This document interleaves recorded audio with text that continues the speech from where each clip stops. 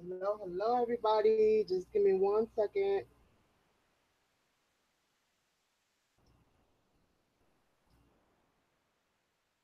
Load up. Audio is good.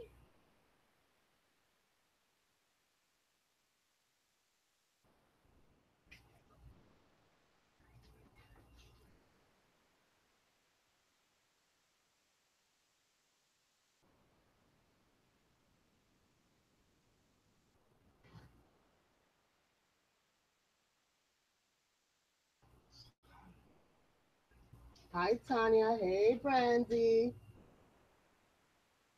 How my lovely's doing? 1 second.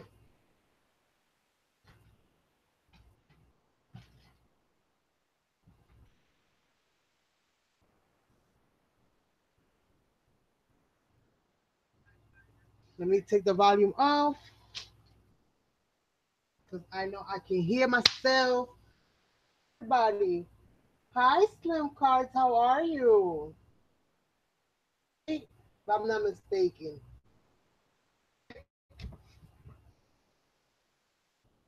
Ada, how are you, darling? Hey, we're going to be making some cards now. I'm on this journey. I would love to one day be as talented as Miss Slim Cards here in the room with us today. So I am working diligently, uh, better myself at this card making craft. So, as you guys know, I've been kind of buying stamps and just buying a whole bunch of different things that I feel I can utilize and alter, so on and so forth, when it comes to of cards. Plus, you guys know I'm into mixed media, so I feel like I can pretty much use them on both sides of the spectrum, if you will. I say hi, Janet. Who are you talking to? You're very welcome. You are super talented. I mean, know. Anybody that's seen your videos or sees your Instagram knows pretty much how good you are at what you do. Actually, those panorama cards, beautiful. So, who's driving? Oh, Brandy's driving. No problem, Brandy. Be safe. I got some stamps that I haven't, you guys know that I haven't really been trying to do like haul videos and stuff like that lately, but I do want to share some of the things that I did buy with you guys because, it pertains to what I am doing. So I'm just going to quickly kind of go over my newest arrivals with you really quickly. Cut some cards. I have a 6 inch by 5.5, and then I have a 7 inch by 5.5 that I'm going to be using today. I don't know how many cards I'll get to finish, but you guys know how it is with me. Um, I start one way, ends up another. So go figure, right? So card, I'm gonna try to let me get a piece of card stock here so that I can quickly show these to you.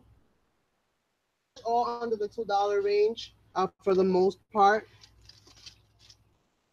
I might have showed some of these to you guys already. I'm really not sure because I did put them together.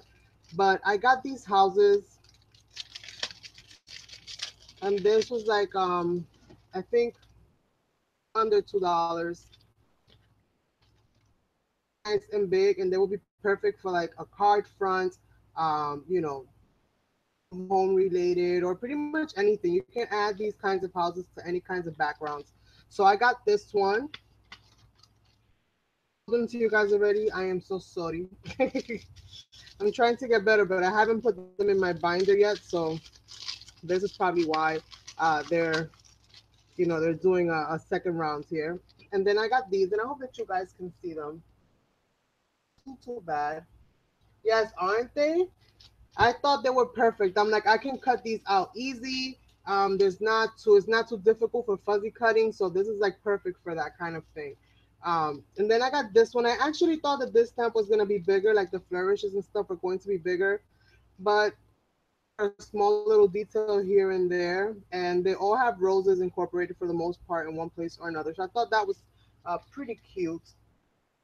And I'm sorry if you guys can see me at HD. I'm not sure if it's just on my end or if it's just in general. So let me know and I can fix the setting. I also got this one, and this one I know for a fact was $1.59. And you guys know I'm like a big eBay buyer. I'm trying to give AliExpress a second chance.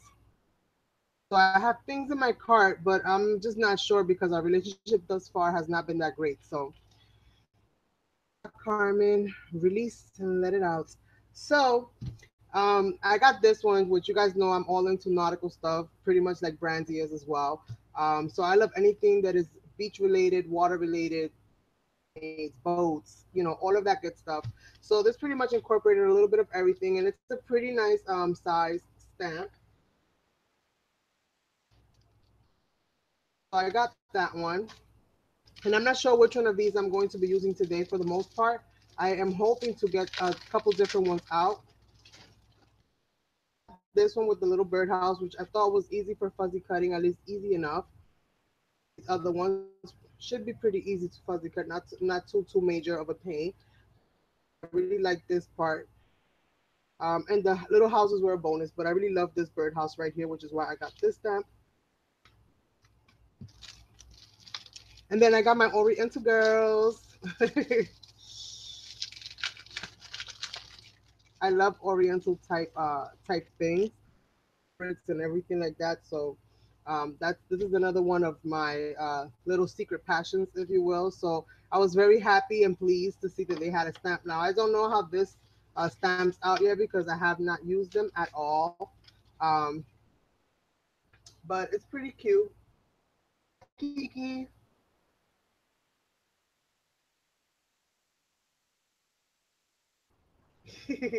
Talk louder. Okay, my mic is probably a little bit far away from me. I have this clunker of a mic over here, you guys. I don't know what I'm gonna do, and I ordered another mic, which I'm still waiting for. Um, but let me put this over here. So I got this one. She's got again. It's a really nice size for a stamped image. Very easy to fussy cut as well. And she came with these cute little fans, which I thought was cute, and then these little and just really cute decor. And it says thank you and best wishes. So either way, she's gonna fly. And then I got another one, again, keeping in the Oriental theme.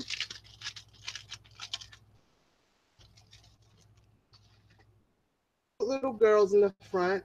Again, pretty nice size,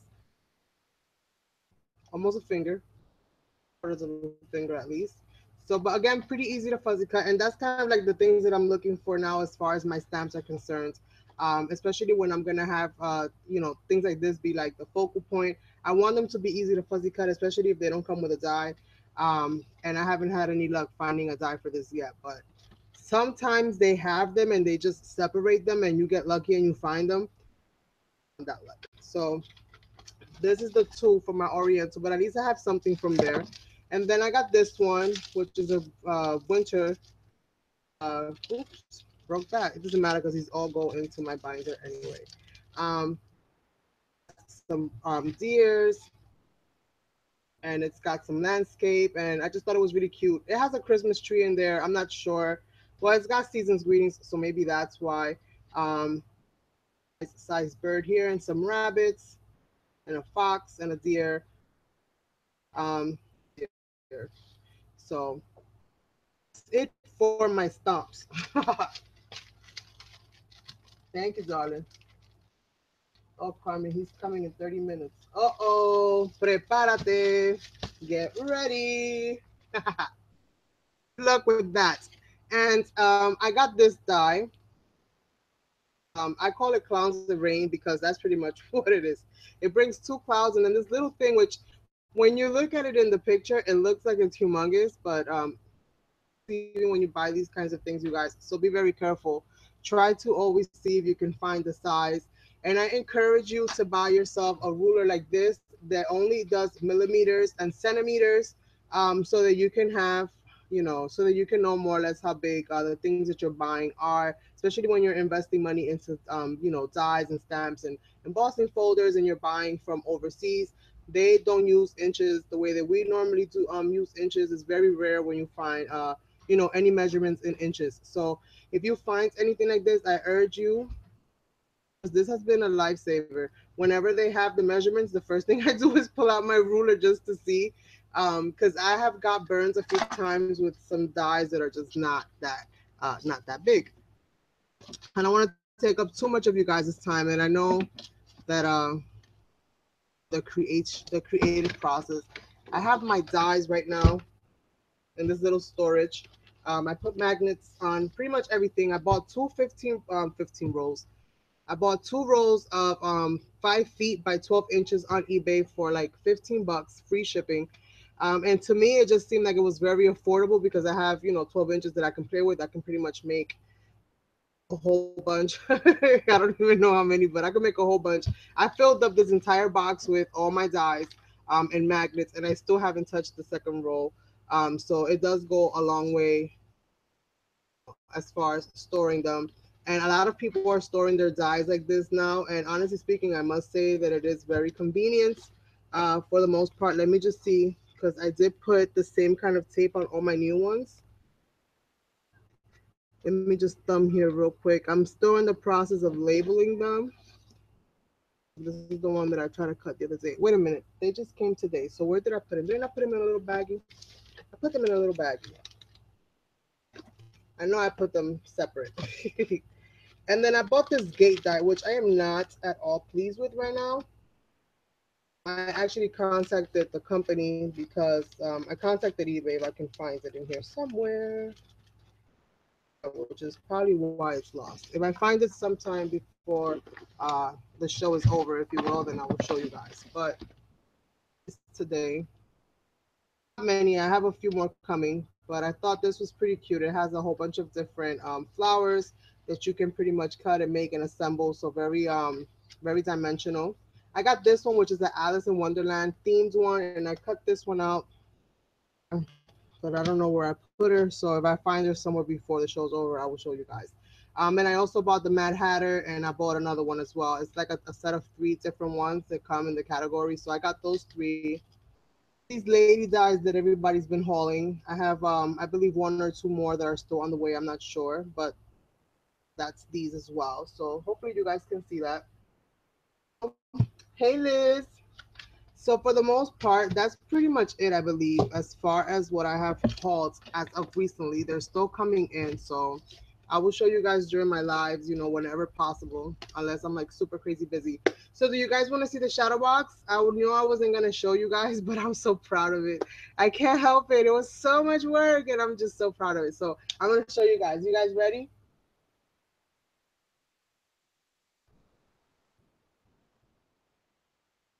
Ah, it's right here. It's so near and dear to my heart. I can't believe I'm sending this out to you, Tanya. So pretty much what I did is I added some lace and just some trims here and there. I added this banner right here that was gifted to me by Blessed Hands Arts and Crafts, who's Damaris, for those of you that know her. I added a paper clip here in the bottom. Not a paper clip, a clothespin. You guys can see it. That was recommended to me by Janet, who's Mom to Create. And I just thought it was going to be add a really cute touch there. And I just pretty much clipped a little ticket on that. Me pretty much make the little dress form, and you saw me make the little hats. And then I added this little umbrella, which was suggested to me by Liz, who's very crafty Bonet here in the room. And then this is the little image that I chose, you know, to add in there. And then I added this little decal there. And then I added a little "You Make Me Smile" decal sentiment there. And that pretty much does it for me. The only thing I have left to do is just cover up the back. Great way to pretty much use up those, you know, shipping materials and boxes and stuff that you receive when you get your mail, as opposed to just throwing them out and just going through that whole bit. So hopefully, Tanya, you will like it, enjoy it, and you get it, along with all the other beauties that you're receiving, because I know you're receiving a whole, you know, a whole slew of beautiful things. But this is my little addition to your collection. So that's that for that. So, do Let's get into the card making. And I also bought myself 2 sets of ink blending tools. I know I've been buying a lot of stuff. I think I'm having a problem, you guys. I might need rehab soon. I told my husband to like go finding a rope so that he can tie me to a chair and make sure he puts my phone like far, far, far away from me, because I think I'm getting to that point where I'm always shopping and I gotta stop. I gotta stop. So but I only buy things that I need, but at least that's what I tell myself as I'm buying them. I don't necessarily know if I need them so much after they arrive, but in the midst of the moment, in the heat of the moment, I definitely need them. So yeah, I'm having some kind of a issue here, but we will survive. We will survive. So let's see here. So I'm thinking that for my first card, I would really like to use up out these house stamps that I have. And I also haven't used at all this one stamp set that I bought before. It's not I didn't get it from eBay. I actually got it from I bought it from one of these websites. They had a whole kit. It was the Home Sweet Home kit or something like that. And I have all these dies that are in reference to the home. And when I saw this stamp, I thought it would go perfect with the sentiment, the Home Sweet Home, and just kind of decorate this really cute. And I'm gonna use clouds and see if I can fit it in there, and add some clouds and just kind of make it, as cute as I possibly can. Nothing too crazy, but we'll see how that goes. But that's the goal here today. Cutting machine out already, and I try to get myself to do some pre-making, I guess you can say, like getting everything configured and just getting all my stuff kind of pre-cut and pre-done. So progress for me. I'm trying to get to a point where I have some of my things kind of ready to go, so that when I come on here, I can just go into showing you guys, what I made. I mean, what I cut up, and then just kind of assembling. But we're gonna see how that all goes. And I am going to pull out my Corky, because all of these houses at once and just see which is the house that I want to use, which one's gonna fit the best, especially with wanting to add clouds and stuff like that to the background. Plus, I want to see how good these things stick. A makeover. It's very pretty and it's very big. So it actually, okay, so it has good cling to it. That's good. That's also another thing you guys gotta sometimes be careful with buying stamps from China, unfortunately. Great price, but they can cling to save their own life. So for the most part, it's like definitely a gamble. I really love this. I think I'm going to be incorporating this moving forward. Um, Stuff, because I think that these houses will look great for like Halloween. Um, add all of those there. Let me get some card stock.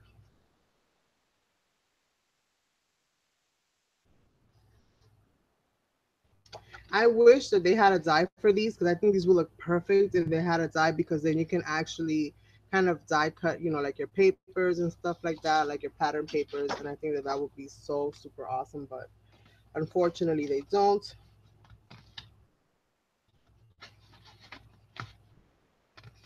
My little stamping tool is designed to hold the paper by um, putting it in between the cork board and the frame. So I don't have to use up tape unless I'm making something smaller. And my 8.5 by 11 fits pretty much perfectly in there. Um, just left all my washi is peeling. I should paint it and fix it up. So let's see here. It gets a lot of love from me, this thing.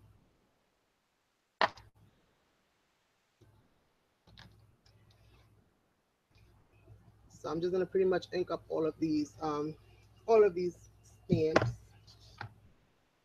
Put something here in the bottom to kind of help me lift this up just a little bit.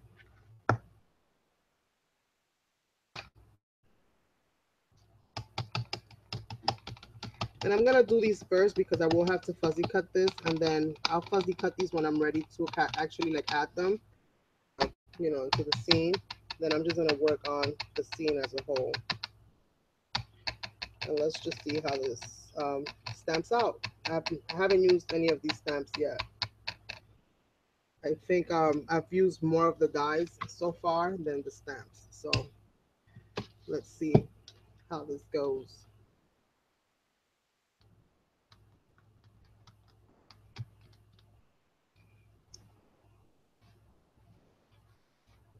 I need to get a bigger memento pad because this little dewdrop, oh Lord, help me with this little dewdrop.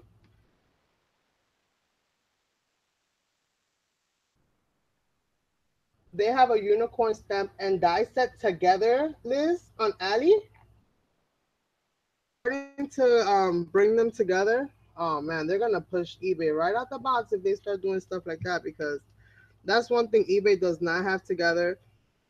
I really like, or I can really appreciate, I should say, the way that AliExpress has their, as far as their stamps and their dies and all of that stuff. I appreciate the fact that they are in English. A lot of the names are in English, and a lot of the information is pretty much very clear and readily available. As to where in you, not YouTube, on eBay, it's a little harder because a lot of the things are actually stored by number, not so much by name, and that kind of becomes a pain in the katush. Going on, is this stamp like this?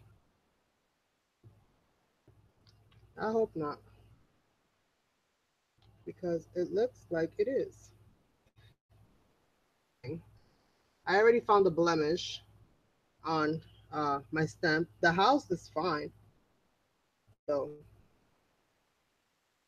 that's so good. But maybe I can cover that up. It doesn't feel like there's any damage there, so it's kind of weird. Maybe it's my paper. I'm gonna fuzz with that all day. Where else did I miss? Right here.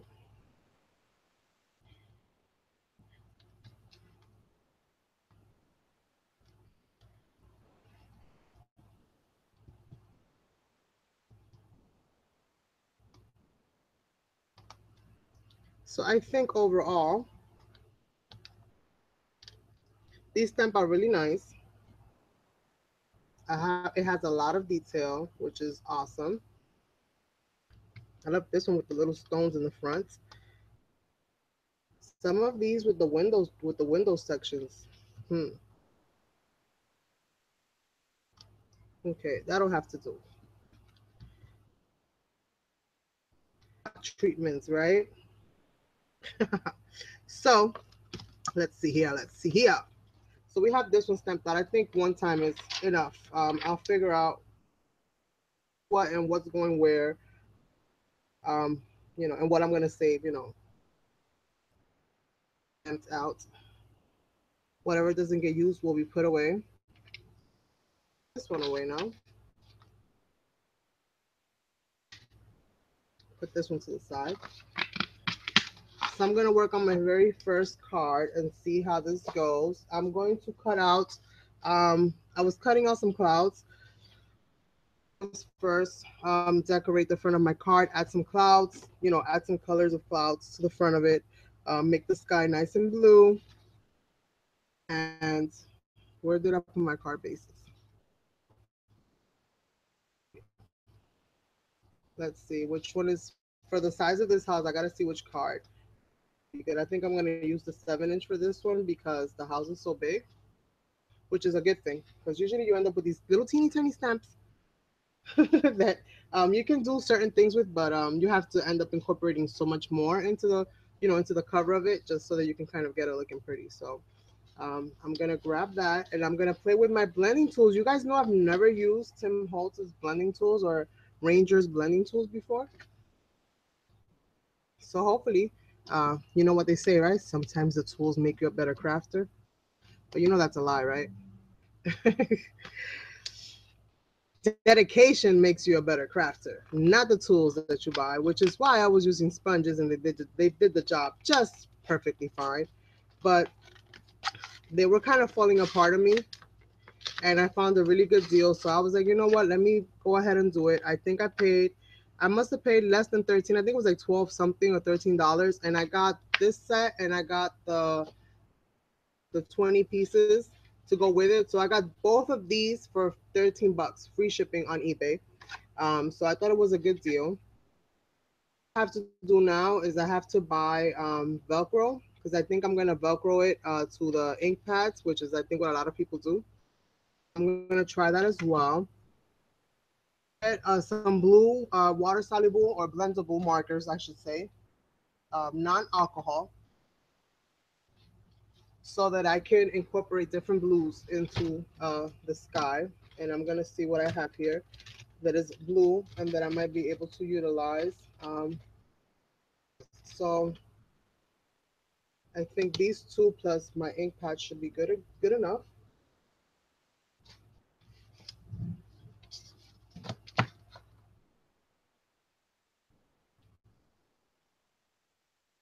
Okay, I'm missing a lot of information here. Hi Jackie, it's from eBay. It's from eBay. And once I'm done, I'm gonna go back in and I'll to add the links because that's one of my biggest things. I always forget to add the links, you guys. I'm terrible with that. Because once I buy it and I put it away, I completely forget. When I was doing the actual haul videos, I was a lot better because that's the purpose of the video is I bought this, you can buy this here. So I would put all the information there. But and I started pretty much incorporating the hauls into just my crafting videos in general. I started forgetting. I know I'm so bad. But I got it from eBay and I can tell you actually how much I paid for it. I have a list here of all the stuff. This is all the stuff I bought, you guys, that I'm still.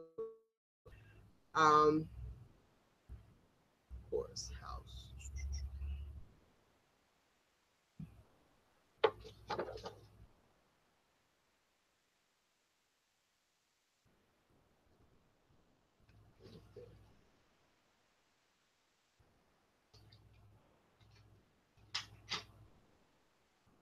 planner to kind of keep track of when I bought them and when they arrive.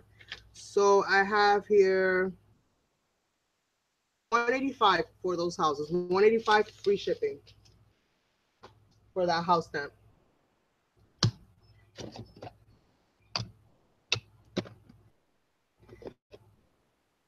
Trying to find the blue distress ink pad here, which don't you know that the things you look for are always at the bottom? So you should just start from the bottom and work your way up. So this is pretty much it. I'm just gonna use the one blending foam for pretty much all my blues right now as we go.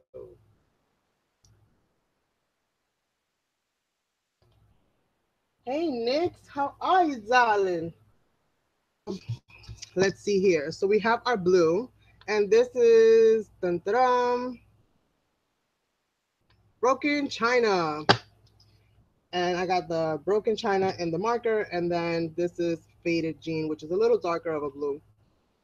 So I figured I might be able to just darken up maybe some of the edges. Let me just find out where this card is going to open at. And I have this dirty little cardstock scrapbooking piece of paper that I just keep using over and over and over again because it's not something really that I would use because it wasn't really my style. So it'll be fine. Let's see how this experience goes. Will it amaze me? Or will I just end up buying more of the um, sponges, which is what I was buying before? See. Okay. So let's see. I'm not really sure yet. Really sure yet. I'm gonna get a piece of plastic here just so that I can use it to rub out some of the darker one. And let me just get some of this, maybe some of this fluid better to blend. But it does kind of get a lot of the ink off, so good. You hear that squeaking? I'm not used to the squeaking. I don't know, you guys, if I'm really in love with this. We'll see how it comes out. A lot of people use these things, but just stamping circles. So I don't know if I'm using this wrong.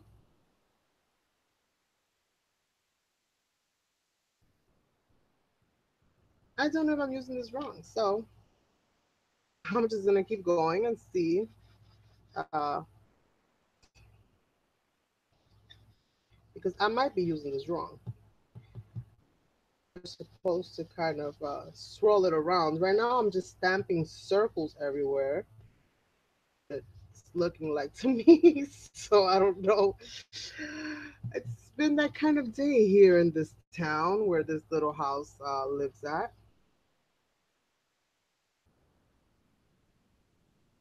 Still trying to figure out where is this? Is this what it's supposed to do? Where's the packaging? Is it supposed to stamp out circles? It says mini ink blending foam. Right now it's not really blending much of my circles, so I'm not really sure, but let's go into this dry. I'm gonna have to get a whole new supply of Tim Holtz markers because they're all drying out. But I've had them for like over a year, so they serve their purpose for the most part. So any of these sponges just need to go. Oh, that's what it is. See? Thank you very much. It's so much different when um, I use the makeup sponges. The makeup sponges seem like the granted they do leave you with edges here and there, but we'll see. I'll make it work somehow.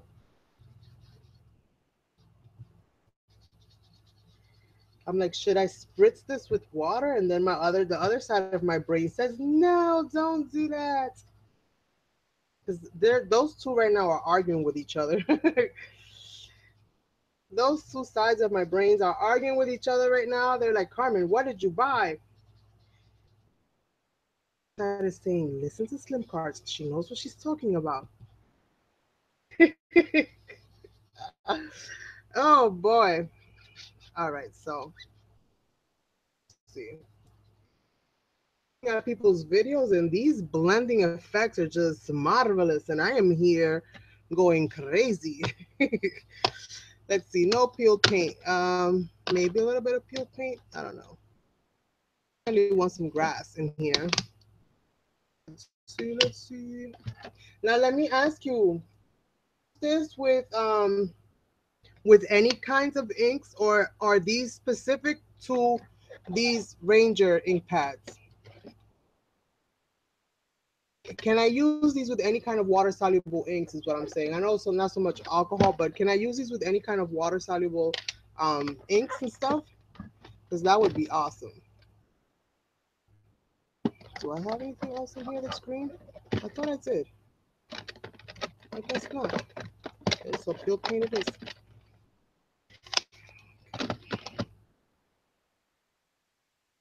Dark in here. So I'm gonna get some of this green, but I'm not gonna use the same setup that bad. But I'm gonna get some of this green.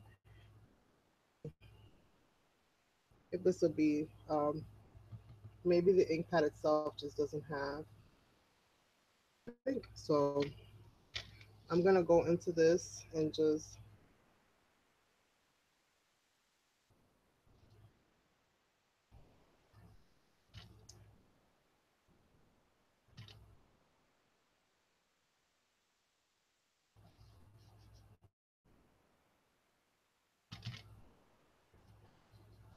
this is definitely a new experience for me. So we shall see how it goes. Because unnecessary. Hi, Maida, you made it.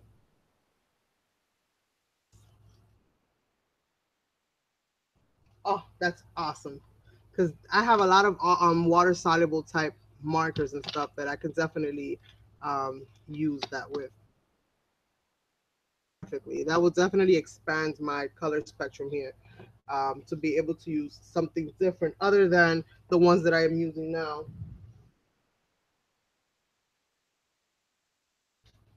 So let's see.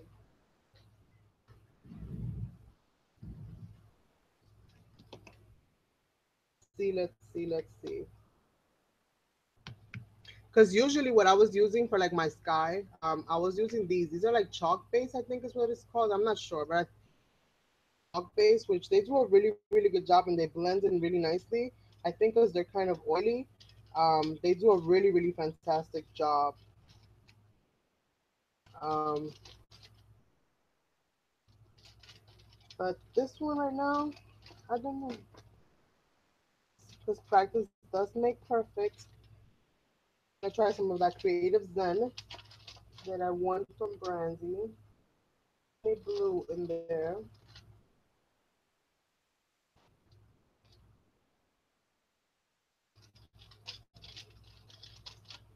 Um, I think that is for what I have in here. I have to separate these markers. I got all my markers in one bin. All of my markers that look like this. It doesn't matter what brand they are. They're all in one bin, and they're not all the same marker. Some of them are permanent, and some of them are water soluble, and that should be separate. And just keep at it with this bloom because right now it just looks like a very blotchy eye. Maybe I just have to kind of fill her up, if you will, nice and dark. I hope that that's okay. And some softer looking clouds, so hopefully that'll help it to kind of be all right. But I don't know about these things just yet. I'll fiddle my way around it.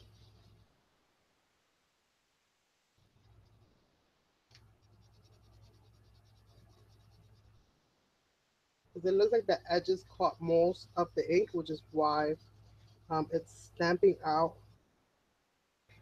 I thought it was going to give me a really smooth transition, but it didn't do that. So I'll stop with this for now and just see what's going to happen with the rest of my stuff. And then I'm just going to come in here and um, just kind of add a little bit of flakes in here to kind of represent some type of grass, if you will.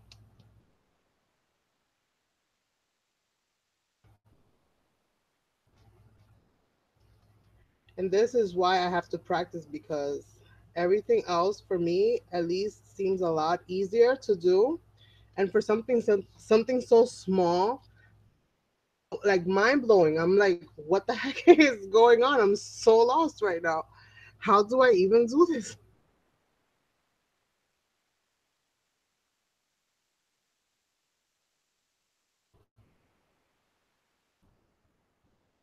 So start off the edge. So start off from here and then go, oop, that's the green.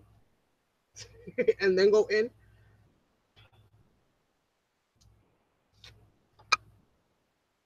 I have to watch more of Mr. Tim Holtz. I think that's the problem here because these are his tools and he would know how to use them. But how do you get the harsh lines off once they're in there? So I think I dried out my whole ink, whatever was left. I put so much in here. Oh my goodness. Oh, wow. It's gonna go like that for now because I can't spend 3 hours trying to blend out my rounded out clouds. This is crazy. So much because I am in desperate need of any tips that I can get from my card making friends because that escapes me completely, escapes my mind. Notes. I even made a notebook. Be able to write down ideas as far as tips and tricks and just measurements of what card bases are supposed to be. Fundamentals. I just folded paper, and to me that was a card. Um, where is my cloud's eye? Did I put you back? Okay, I'm gonna get some cloud's eyes, and I think I'm gonna use Some of this paper is by the same, it's from the same collection of the Home Sweet Home. And it just has like random together forever, love this moment, you know, things that are, so I'm gonna use that. And then as far as the house, I'll probably be coloring that in some way, somehow. One cloud cut out, so I'm just gonna cut out two more. And those are gonna be part of my sky. And hopefully that'll help to kind of mask, you know, bring it down a little bit. At least that's the goal. And I got my little cuddle bug right here on the side. My magnet sheet. Ties one on top of the other. Paper right alongside it. So where is my other plate? Because it will not pass through with the magnet.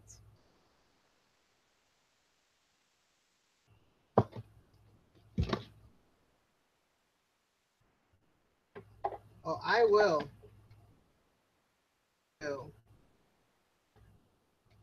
I don't give up easily, nor do I get discouraged. Those of you that saw me struggling with my live stream know that I don't give up easy. Here today, able to stream once more. So let's see. This would be cute. These colorful clouds, words that I put upside down.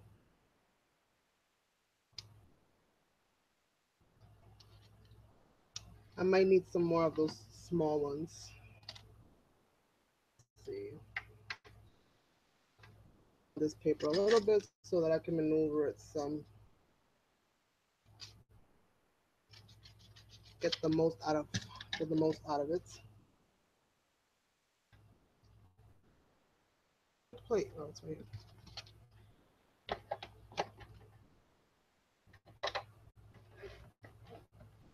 Softly ink it. I thought I was inking it softly. And then I'm like, no. And then I started hitting it hard because I'm thinking the harder that I push down it, the more it's gonna blend. And circles I made. But I will try it again. I will try it again. So let's see. We don't want to have too many clouds. I don't want to make too many, but at least one more and fill up a little bit of that scenery up there. I'm also going to stamp in, I think, one of the bird houses. I think that that will look really cute with the house being dimensional because I'm gonna pop the house up on some 3D foam. Um, so one of that should be good to go for now. Oh, here's the cutout. I knew I would find it. This is the Alice and Wonderland one. It says we all mad here. Cute. She's got the little teapot and the little coffee cup spilling over. Um, so this would be nice to like paper paste and just cut different pieces out in different colors and just kind of bring them all together. So that was pretty cute. And then this is the girl. One of the girls anyway. I don't know how I feel about that one yet. I'm still trying to feel it out, but we shall see. We shall see. Hi, Michelle. So let's see here. Where is my my magnet sheets, so that I can put these back where I got this from. When all else fails, put it in a baggie. You can always put them back where they go later. So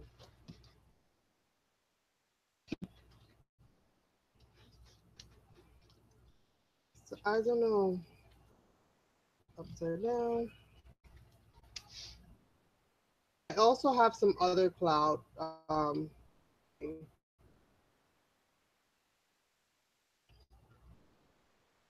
gonna actually place these. Where's my other little cloud that I had already pre-cut?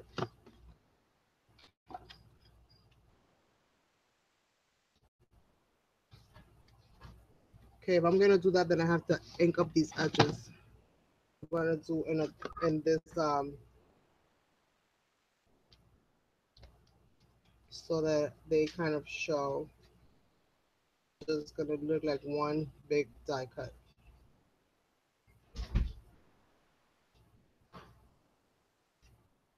I wish I had fully made like little clouds, but I don't have any other cloud dies for right now. So I get my other set.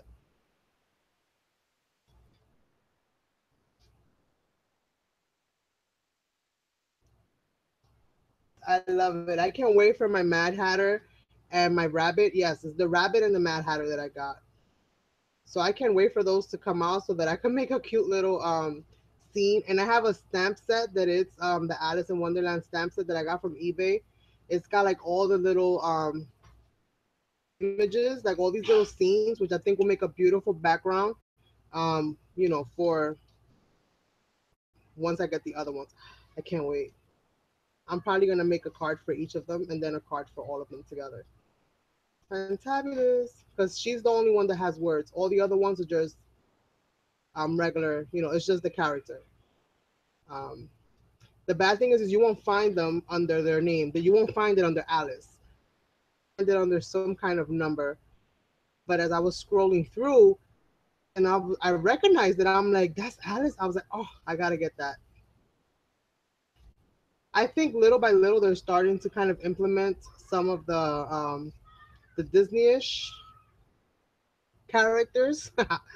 um, they just won't call them by their names. But I think the one that I got the other day, I think that's supposed to be Ella from Beauty and the Beast. That's her name? No, Bella, not Ella. Bella from Beauty and the Beast. I think that's supposed to be her. Um, I'll show you if I can find her really quickly. She's a really big die too, which I love. I think she is Bella from Beauty and the Beast. Um, I don't know. It looks to me, the dress looks to me, the way that the top of the dress is, the way that her hairstyle is. I mean, it just screams to me Beauty and the Beast. So, for the most part, I think that they're little by little starting to kind of implement some. I saw one that was like Cinderella or something like that, but it was really small, so I didn't really bother with that one. I cannot wait. I cannot wait for them to bring up more. Hi, Claudia. How are you, darling? So I think what I'm gonna do with these clouds, I'm gonna kind of prop them up over the other, like so. I kind of don't like the fact that their edges are. I'm fighting with this. Let me not fight with this no more. Let me get some more. I'm just gonna make more clouds in different colors because I'm fighting with it for no reason when I can just cut it out. Seconds to cut out just at least two different color clouds so that I can layer these. And I already have these guys out, so I might as well. No need to make yourself unhappy.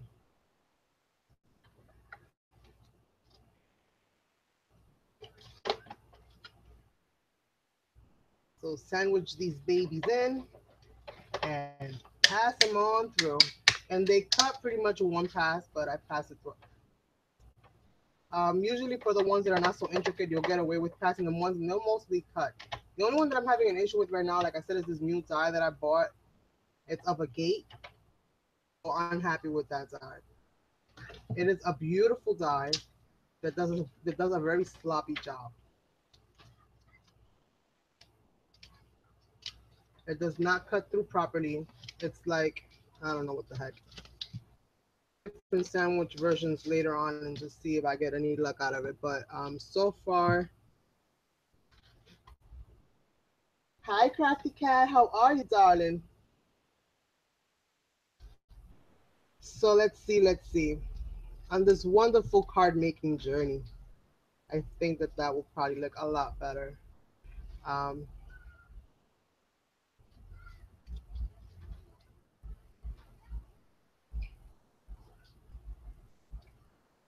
I just really do not like this cloud very much.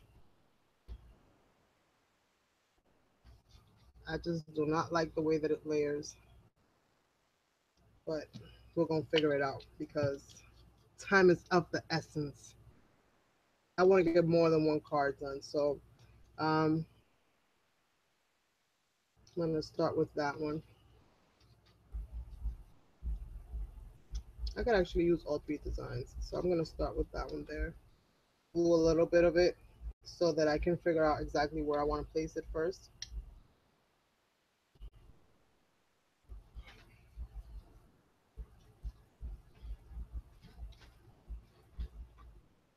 Oops. And see if it starts to make more sense the further down I get.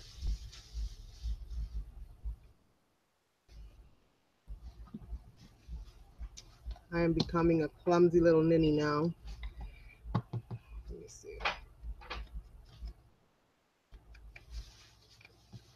I think this fits. I like the blending tool now. It blends well on my clouds. It did a good job there. So at least while I'm trying to learn, use for something.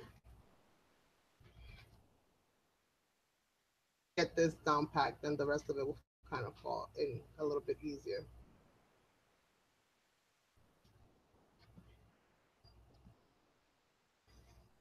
Something like mixed media, which is like a gajillion things you got to do.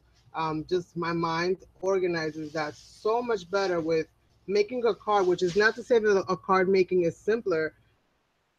It's definitely something that doesn't require you to just sew this, that, unless it's something that you want to do.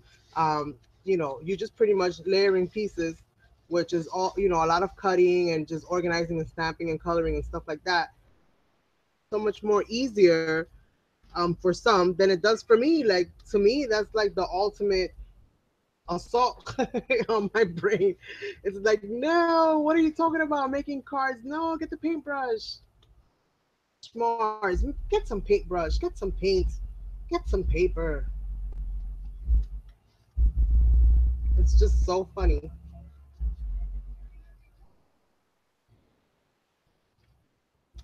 There we go. I need a little bit of shadowing. I think will go a long way for this.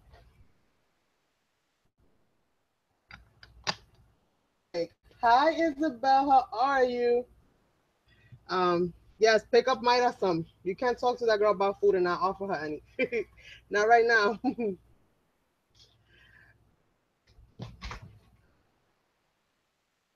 Huh?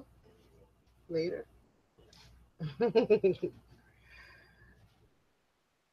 So let's see. I think that looks a lot better after I shaded it out. I think that was what it needed. Okay, this glue stick, you can tell I'm not used to glue sticks, right? A Dollar Tree glue user.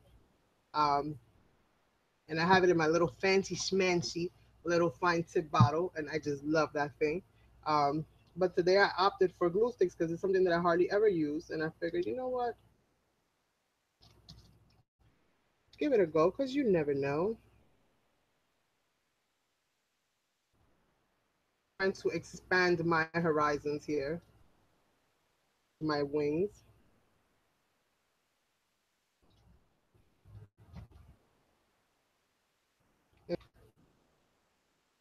It's going to go. Let's see, and I might even be adding too many clouds here. Let's see if we can make it work. There we go.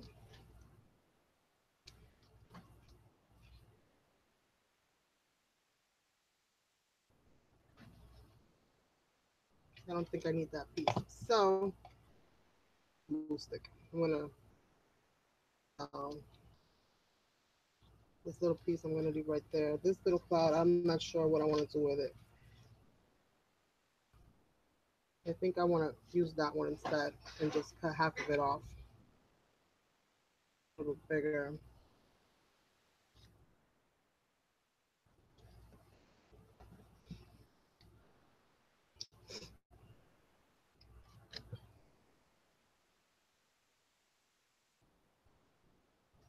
You're trying to be okay.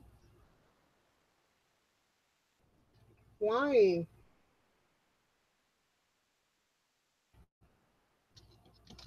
You have to be okay. We love you. Right. All right, so I got that, and that, and I think that's good enough for the entire sky with clouds. Even though I pretty much did just that, but I'm going to get my bird cage, or not cage, my bird stamp thingamabob, and I'm gonna stamp this birdhouse here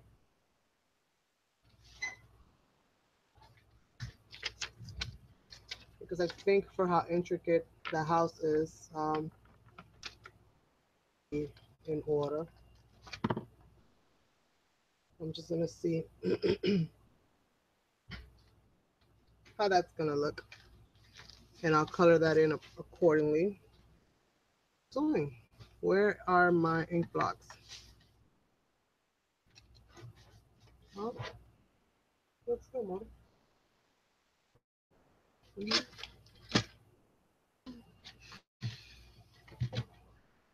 All right. You know what? And you don't find what you're looking for, use what you have available. It's available now, so I'm going to use that. And my ink blots are right next to me. Thank you. Oh no, Isabel. Email ahorita so we could talk.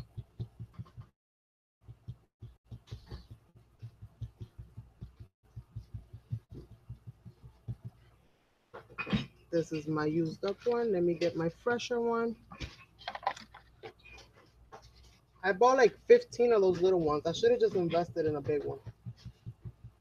But the little ones were on sale. Don't you just love these sales? They entice you with their prices.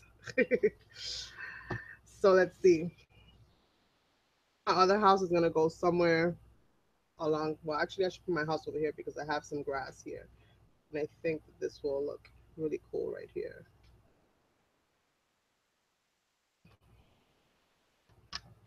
When all else fails, I'm gonna leave the picket fence white like it is. Probably paint them white, but I think that looks really nice. I'm gonna glue this better. If it doesn't work, I'll use my regular glue. But it stamped out really nice on the first try, so I like that. Any stamp that you don't have to fiddle with too much is a good stamp. And I have some birdies anywhere around here. Yep, I have some birdies. So let's get some birdies in the mix. I'm gonna go and start fuzzy cutting my my houses. I'm gonna color them and fuzzy cut them. Um, get those in order, and in that order, in that order. I think this bird right here in this nice clear opening was perfect. So let's do that. Use a color marker for that. And I'm trying to find um, a nice colored marker for that. What is this? Paris Dusk. Okay, I have no idea what Paris Dusk is. I think it's a really dark blue.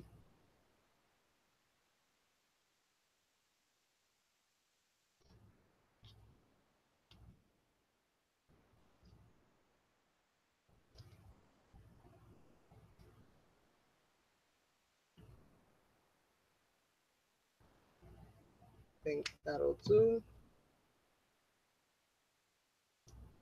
And he is coming home.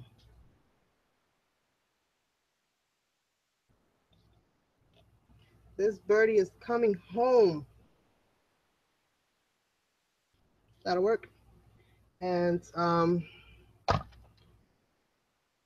let me just fill her in real quick.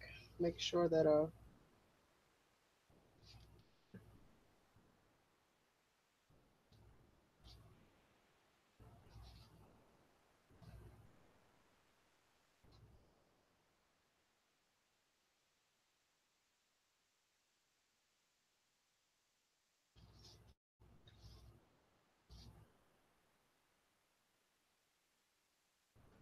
this is what's good about these stamping when they're double ended. You can pretty much color, stamp your image out with one end, and then add any defining details. Like if your lines are a little fuzzy, go in and kind of add those by hand and just get them nice and crisp.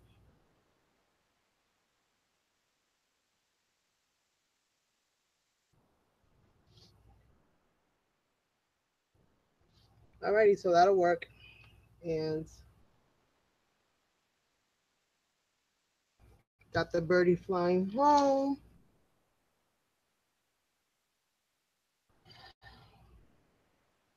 Ay, darling, I'm so sorry, but yo no leí.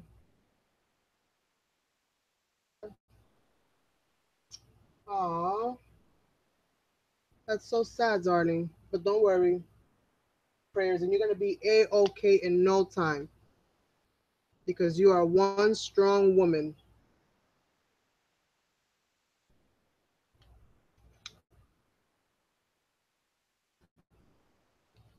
and you're gonna be resilient, and you're going to be a-okay. You, your family needs you. You have to be strong for all of us. And as they say, faith and hope moves the mountains. So let that be strong, and you shall be heard. All right, so I got that. Let me get my houses.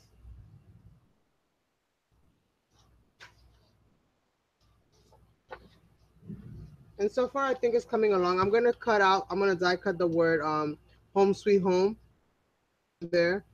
Maybe I'll layer it on top of the clouds or something. I'm not sure, but we'll see how that kind of goes. And I definitely have to do some practicing with the with the tool. So it's not the greatest card, but again, this is mostly for practice more so than anything. Like a jackpot and I make a really really nice one. It's not gonna. This is just like practice. So um, I'm gonna pick a house like number one, number two, number three, or number four. What do you think?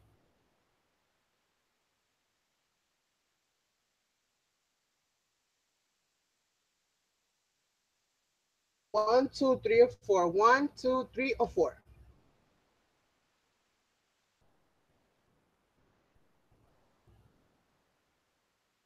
Number one. Yes, I like that one too.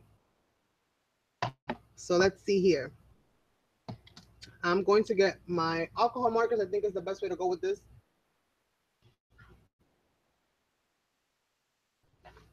I'm gonna pick out some colors that I think will match based on in here.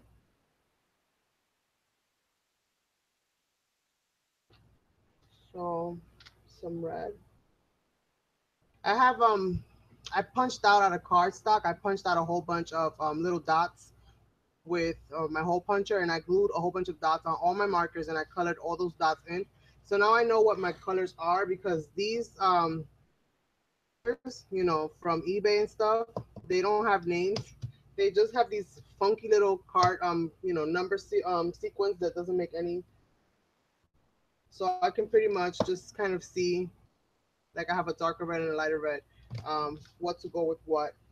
But I don't want to just use red. I need something to kind of break that red up. So um, opposite of red is green. Trying to get my I don't want to say color balance. Because it's a color theory. I'm trying to work on that as well because I'm not the greatest at that either. But everything with due time. Everything with due time. So I have orange in there, and I got red, I got yellow, and I got blue. That's pretty much the gist of it. Yellow, red, and blue. Hmm. So maybe some blue. This is gonna be interesting, to say the least. This is going to be interesting. I'm just gonna grab some blues out and see. For my reds, I don't have many options. I'm not together. Um, and a gray.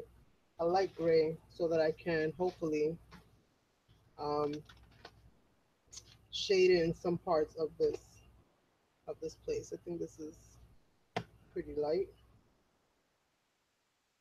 These are pretty light right there. So let's see how we go. Let's see how this whole thing goes. Fingers crossed, everybody. I'm gonna color this in first, and then I think what I'm gonna do,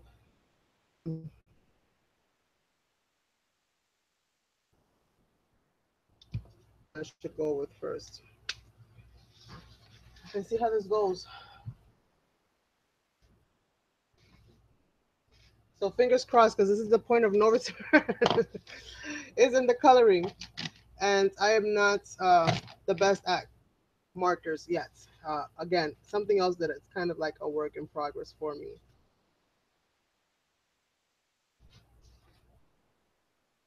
The good thing is I don't have to worry so much about staying outside of these lines. Pretty much go outside of those lines if I want to. Uh, Big of an offense. So I'm just kind of adding them here and there, and then just seeing like where I pretty much want them.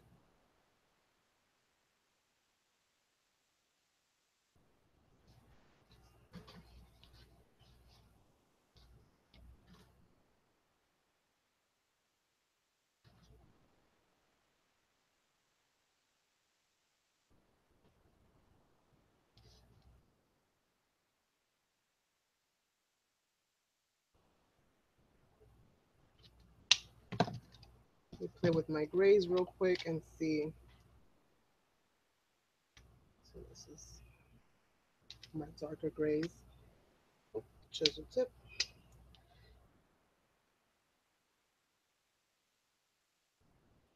This is really dark. I didn't think it was gonna be so dark.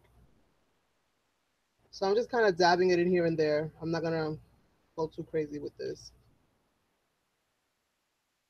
At all these little edges where I see all these little lines and brick indication and cobblestone indication, I'm pretty much going to go into that with, and then we'll see what happens once I start adding the blue. Not my forte, so thing I do now is just pure practice.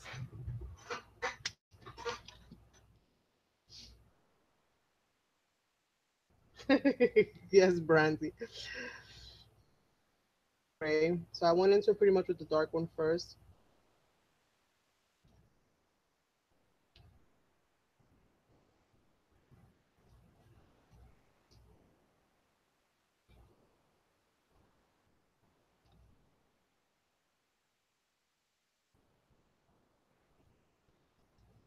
And then I'm also going to go into this with some light blue just to see if I can kind of incorporate all of it. I'm going to go around this place right here, the little window, gray, and just see what kind of happens. Um,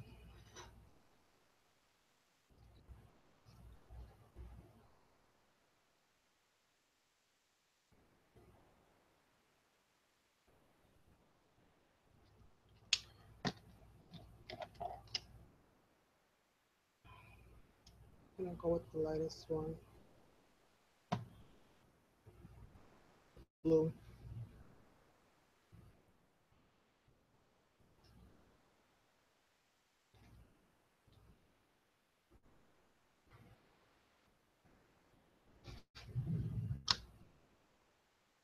See.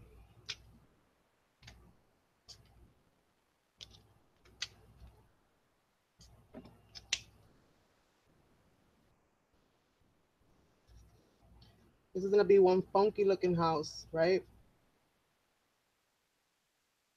It's going to have baby blue and red and just colors that normally do not go together.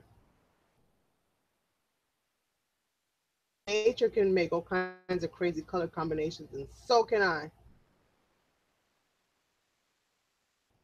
At least that's what I'm telling myself yet.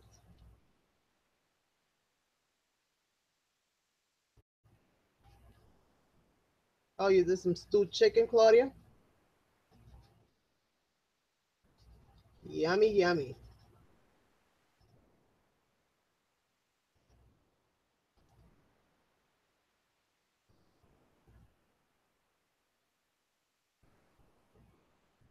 And I'm pretty much kind of going over all the grays besides the cobblestone part. I'm going kind of over all the grays that I there. And the deeper blue, I think I'm just gonna stay with the light gray and this is the light gray. With the light gray and the baby blue, those out.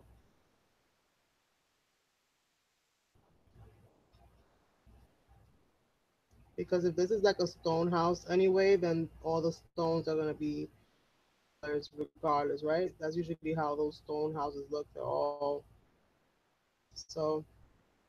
Hopefully my color scheme works. If not, que sera, right? We live and we learn. I will cross off blue and red and gray off my to-do list. Um,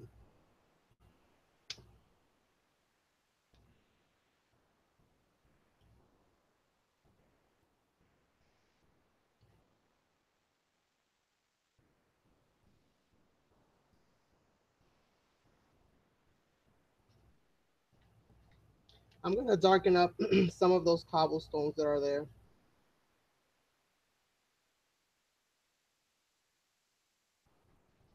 just so that they pop out a little bit more. So I'm gonna get the darker gray. Where are you, darker gray? And just kind of dab them in.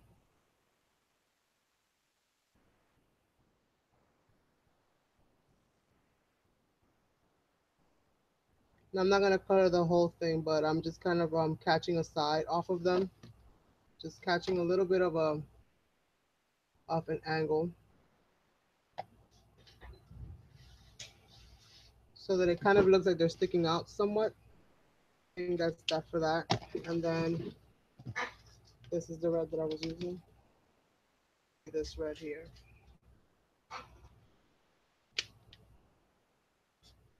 vibrant. That one's even more.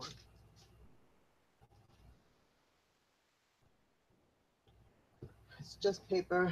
Let's see.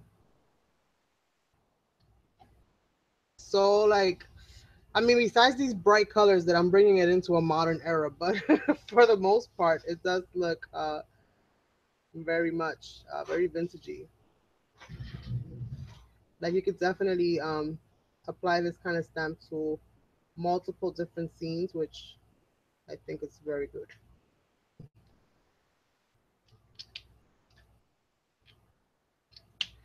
Where's my darker?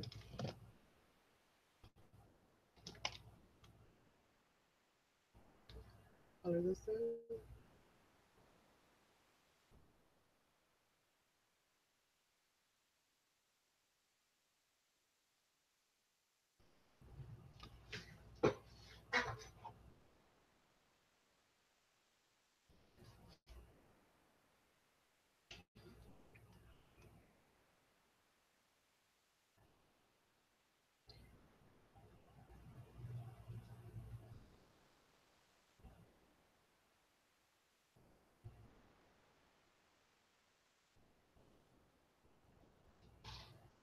Into it, but I'm not really coloring everything in.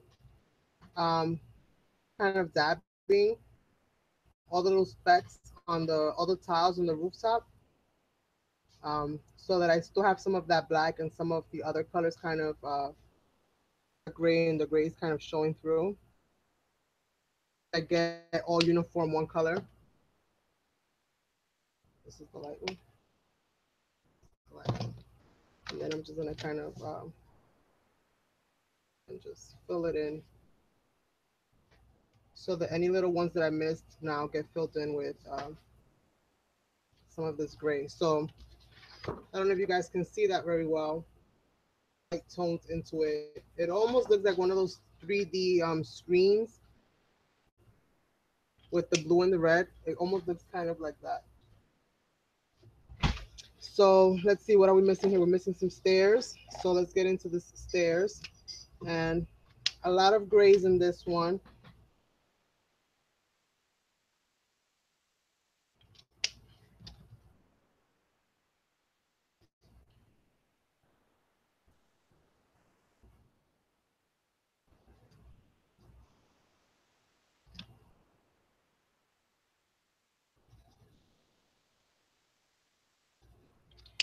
And the door, I'm not sure what color I should paint the door. You guys have any suggestions?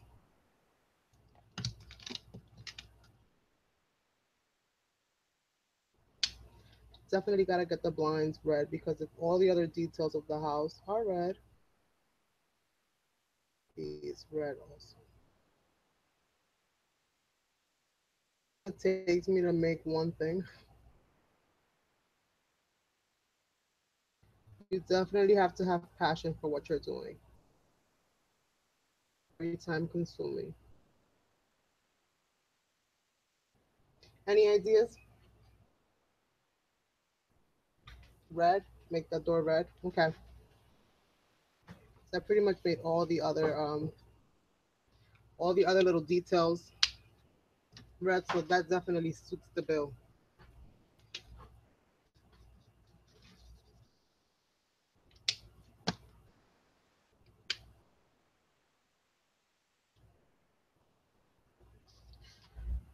Mm-mm.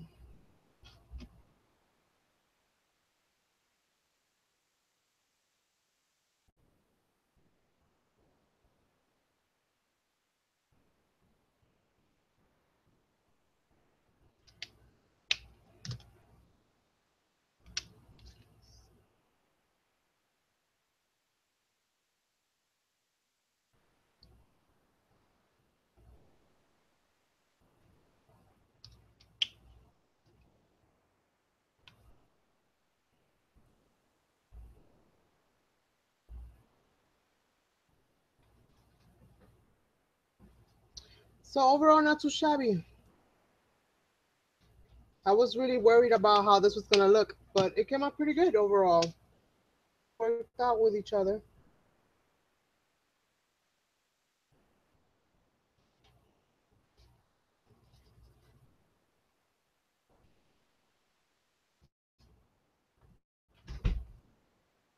The darker red that I'm just kind of putting on the inside here.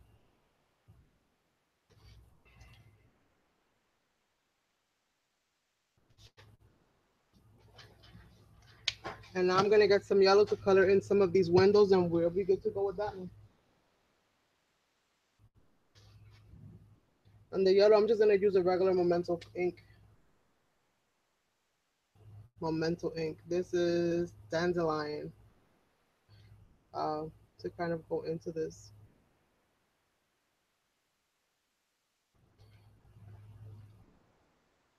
And I'm not gonna color the whole window. A space of white in the center.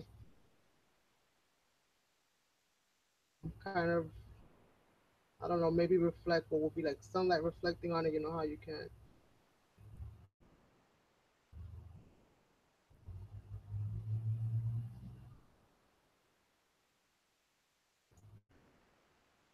In all of them. Let me get some green, which I have right here, and just add some green to this foliage.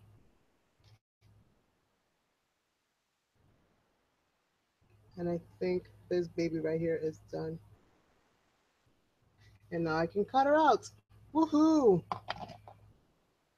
Fun times.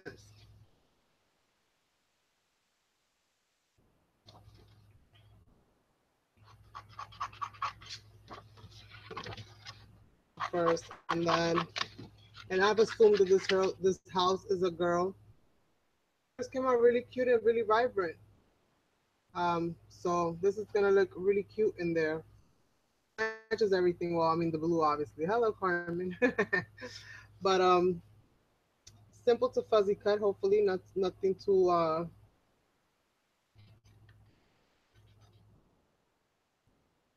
because you know that is key right there, especially when you don't have a stamp to go with it. I mean, a die to go with it, not a stamp. A die to go with it. You definitely want to be able to cut some of these things out and simple, mostly straight lines and slightly curved, but nothing too out of the ordinary. So you should be able to stay pressed right along that edge.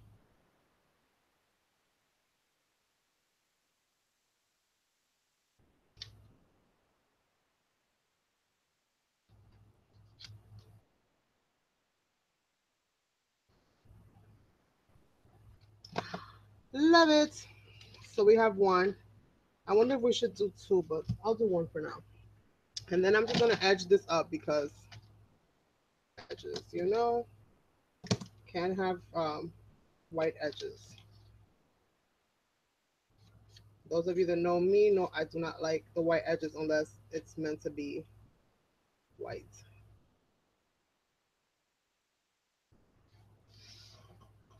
And then I'm just gonna pop this baby up on some foam tape. And I have this one right here, mountain tape. This from my shelf.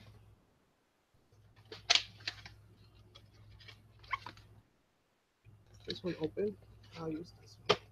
It's already open. I'll just put you there, and everything is falling. Oh my. Okay, I got the point. Thank you very much. Next house. Thank you, Isabel. So green and gold on the next house. I have to probably go in with my color pencils because that's where I have gold at. Um,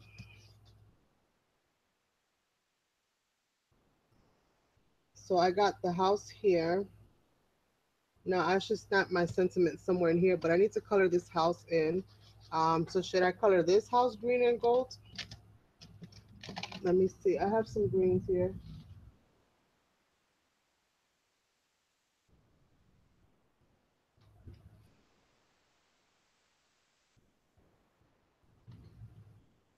That I think will work well for this little casita.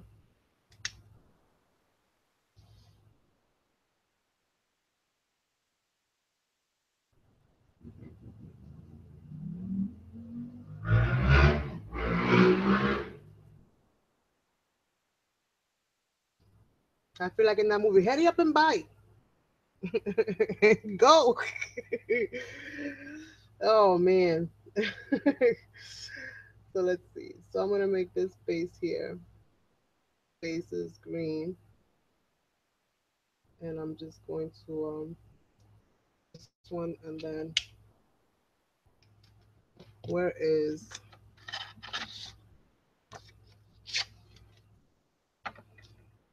first one, so that I can just see which green is what.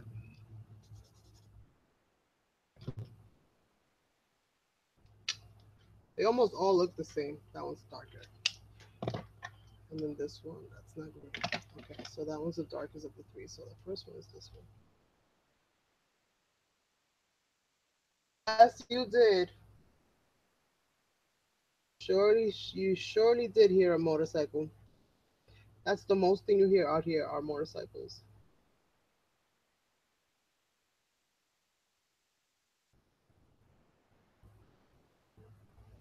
Dun, dun, dun.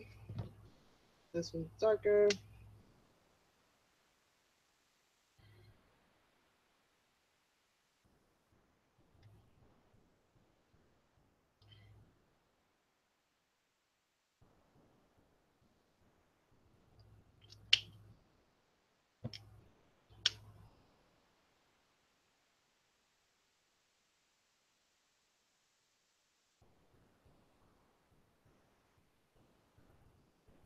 It's another thing I'm trying to practice is working with the markers a little bit more. And we said gold for this house. How can I get in the gold? Oh, I know, Le Paint. Because I love to Le Paint. And what better to Le Paint with than Dazzling Metallics in Splendid Gold? So we can add some of this into the whole mixeroonie. But before I do that, let me get the rest of the details and then into it with some of this paint. And I'm just gonna get all these little arches in green because once I add that golden, all of this stuff should be able to pop out a little bit more. Just gonna add that. I know that that probably doesn't belong there, but go for it. Gold. Yes, yummy gold. So this will definitely have a little bit of pop. Just a little bit of pop. Very much at all. Let me just get le brushes so that I can le paint. And I need a very tiny brush. Very, very tiny. Where is my bag of tiny little brushes? Are you one of them? Nope.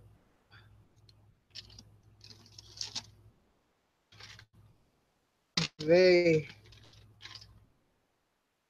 Are you tiny little brush? I need you. That's here, Mama calling.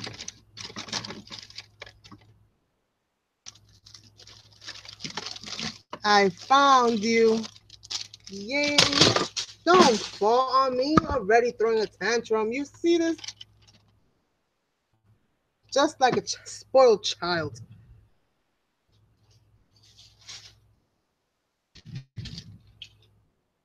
And then they throw tantrums. Okay, stop throwing stuff on the floor now. I think we're good to go.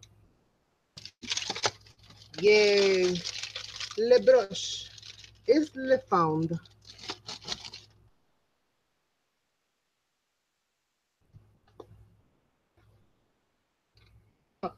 Yes. Who wouldn't, right? Gold's everything. I'll wet this brush right now. I'm just gonna go right into um, all the little details.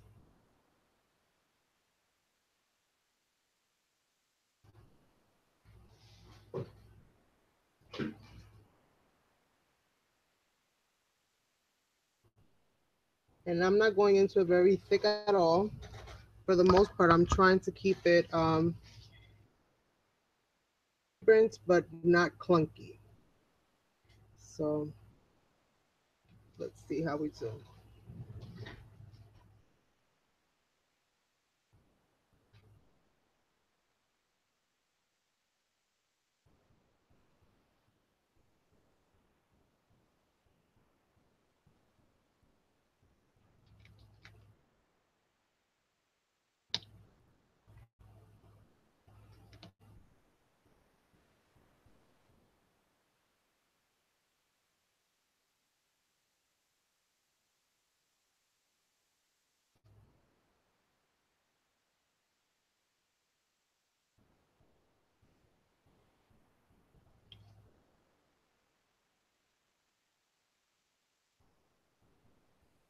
Very lightly, trying to barely touch this paper, be in the spaces that I need to be in, overlap the darkness to the birdhouse.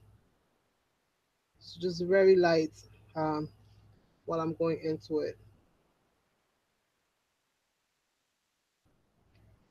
And as some of it dries, then just kind of going in and just brightening that up just a smidge.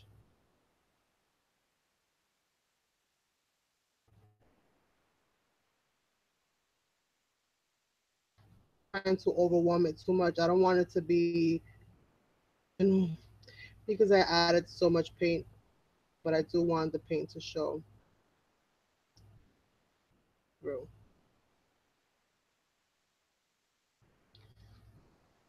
Alrighty. Ooh, that shine. I think I'm gonna make the post gold as well because why not? We might as well. We have the paint there. Post gold. I can make the fence in gold as well. We have that little touch.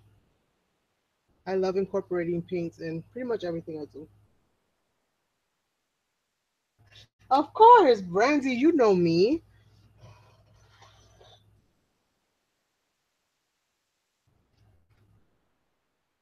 We can paint on cards.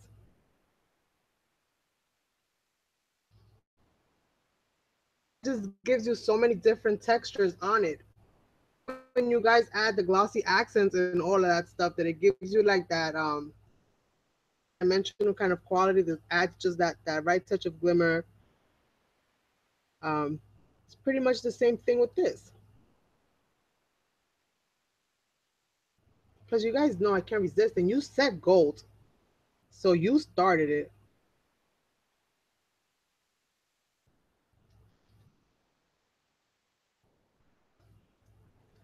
So this will pretty much go a very, very long way.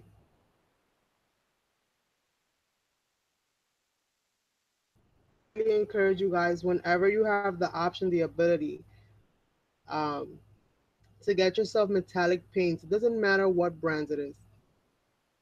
Okay. I'm not necessarily promoting any specific brands here. I am promoting the use of metallics. It is spectacular, magnificent. There's nothing better in the world than some metallic paints. And we've got a little bit of a shiny, shiny going on here. I love it, love it, love it. So much focus on this horrific background that I did with the clouds. Now I'm like, okay, Wusa Carmen, it's coming along. It's coming along, and that's all I can ask for. So that's pretty good. I am happy with that. I will continue to play with this, and then I don't know what I'm going to do with the rooftop. Should I make the rooftop gold? I haven't used that. I don't know if I want to get addicted to another medium. I'm so scared. I'm so scared. I'm so scared. Because I know everybody's like, everybody uses it, and I see it all the time, and it does. I mean, it creates the most beautiful effect. It really adds that extra, oomph to your card or to your project, whatever it is that you're making. It really does. I'm gonna paint the letters in gold because I have to. But what I have that's similar to that, well, I don't know if it's similar to that. I have glitter. It's glitter paint, which kind of creates that translucent but shiny, glimmery kind of effect for me. Art brand. So that's pretty much what I use when I want to kind of way uh, the stickles, but I only have it in the clear. And I think I just got the gold. So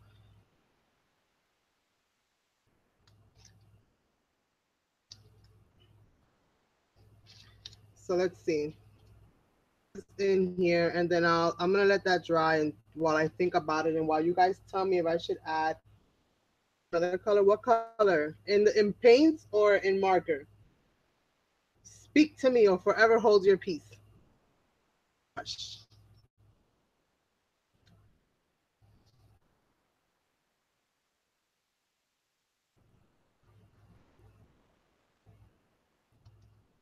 Hey, look, and it creates a shadow. That's so silly because I'm just like, in awe right now. Your method for sparkle Carmen is probably more effective. Oh, really? Should I give it sparkle? Should I give the rooftop some sparkle? On there. Some of my crystal ice crystal, I think is what it's called. Yeah, ice crystal.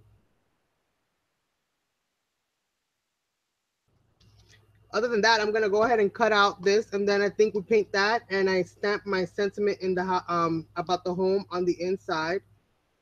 The only thing is that I will definitely have to cover this up because the marker does bleed through.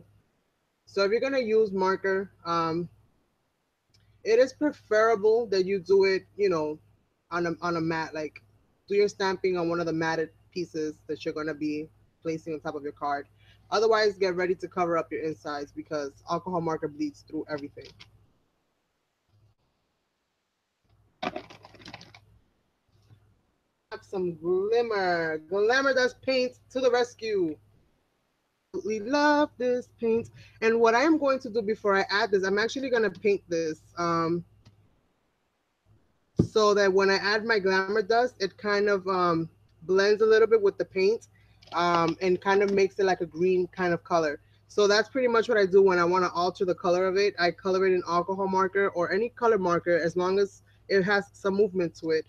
It'll blend nicely with the paint, and then I'll have that duality of, and then also having some color in there as well. I think I'm gonna go with this. This is dark. I don't want it to be too dark because I do like the peeled paint kind of.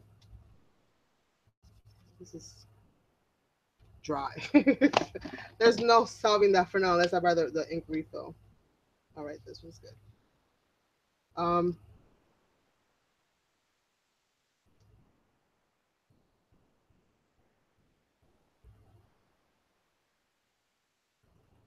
I'm not gonna color the whole thing. I'm just gonna color the edges,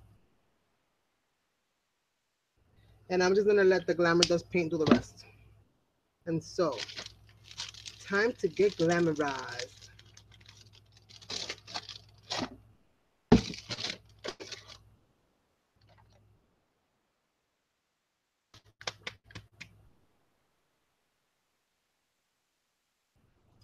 Probably, she probably did. My sweet friend. I'm gonna have to email her later too with her and see how she's, all.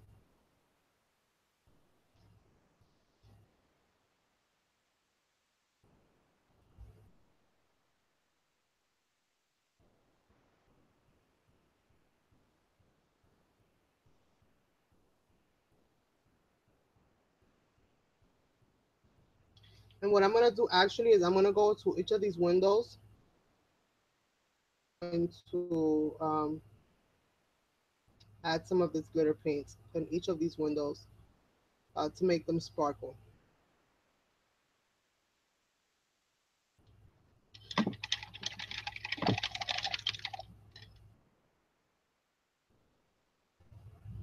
Because why not, right? Why not?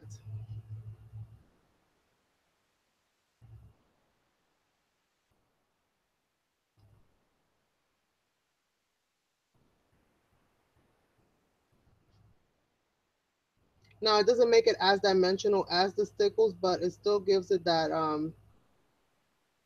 dimensional feeling because it's glittery spots. So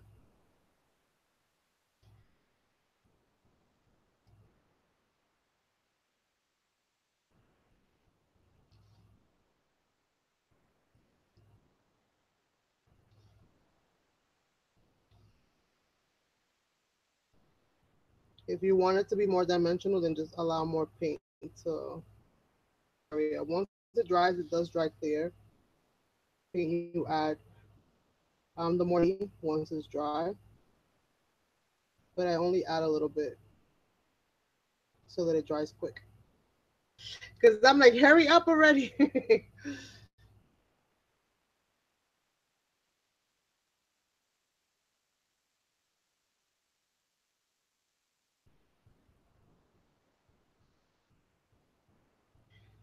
So let's see here. No. So we have this going on. Put this back into my little bottle here because we can't be wasting away the glitter, right? Just like we put the glitter back in the jar, I put the glitter paint back in the bottle. So here we go. Salvage that. um,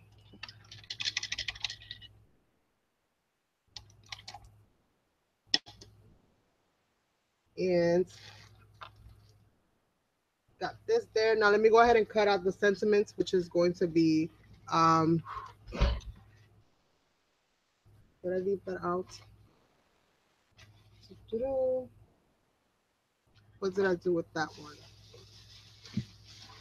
one? Assistant that will literally pick up after me and keep my stuff nice and tidy. So that when I put a die down or I put something down, they'll pick it up for me. Helios. I got it. Don't be mean.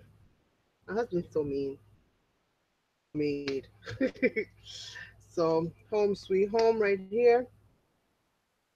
Enough, this die brings two of the word home. So I should be able to do this in one pass, and I think that that'll work. Hard. So it's not the greatest out of this world, but it's something. It's something. Now I just gotta get some paper, and I think um, I'm gonna be dying. Not dying. I'm gonna be painting this in gold anyway. So I think what I'm gonna do is I'm gonna use the same paper that I used for the cloud for the one cloud. No, that's not a match. Um, I don't want it to match the cloud. Let me find another paper.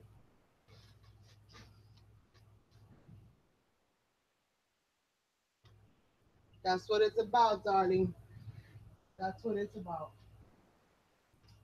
So let's see here. I can find.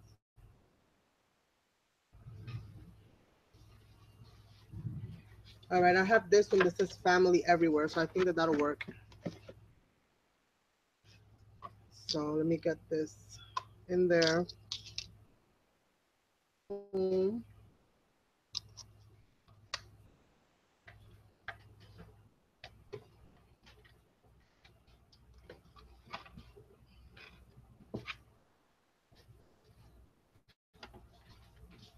And let's get that passing through.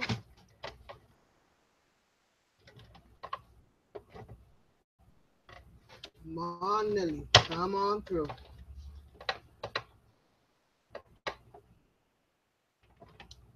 Let's make sure you are in it to win it. And we got it. We got it.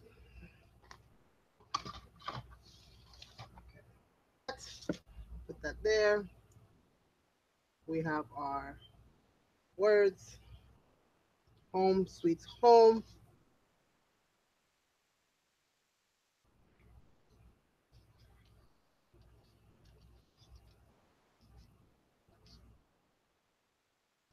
The question is whose home, sweet home is it? Is it the bird? Is this house on the market? Is it for rent or is it for sale?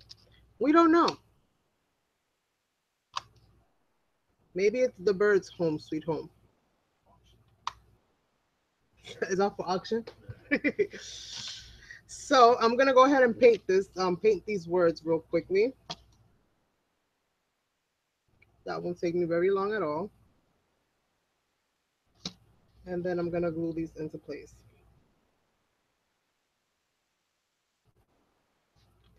And I'm gonna pass a really thin amount so that I hopefully don't cover up too much of the wording that's happening on it. Some of that design. I'm just gonna make them shiny by making them metallic. But I'm not gonna go over it so much that I cannot make out.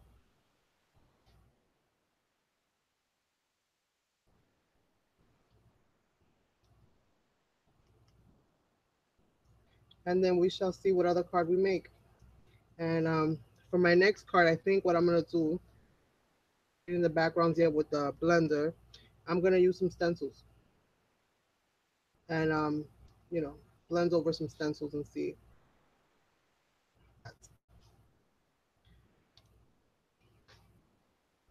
But I think my card is about done. It looks like a Tim Holtz type of stamp.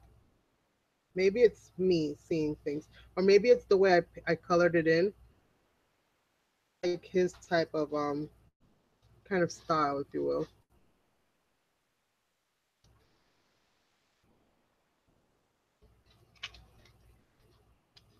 Alrighty, so we got that in there. Rinsing this brush out. You know, one thing you never want to do, you guys, is leave your brushes full of metallic paint. They'll never be the same with that paint on them. I've done that. Just say that was a goner. Where's my word? What did I do with my word? Oh, it's right here.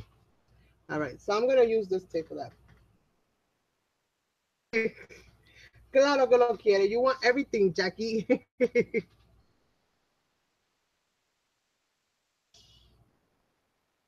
But don't worry,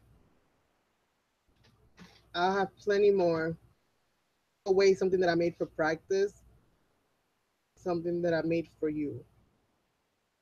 Like if I'm gonna send it to you, I want it to be because I was thinking about you and I made it for you.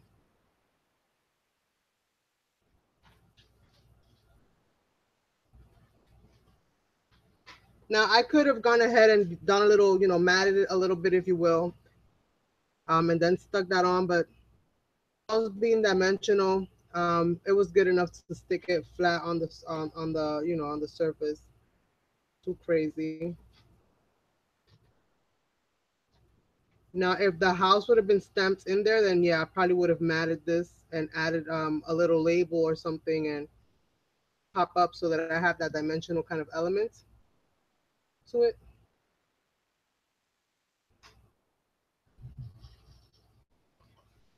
What? So I am trying to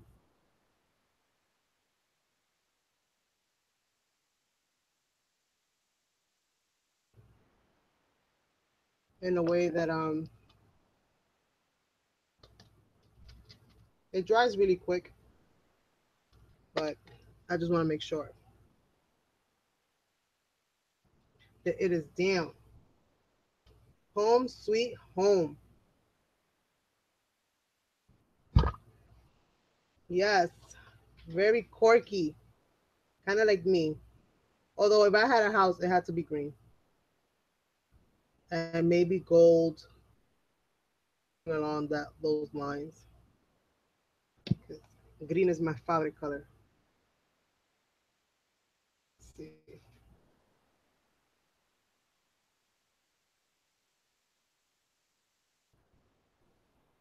And this glue, as you guys know, dries clear, so I'm not too worried about the rest of it.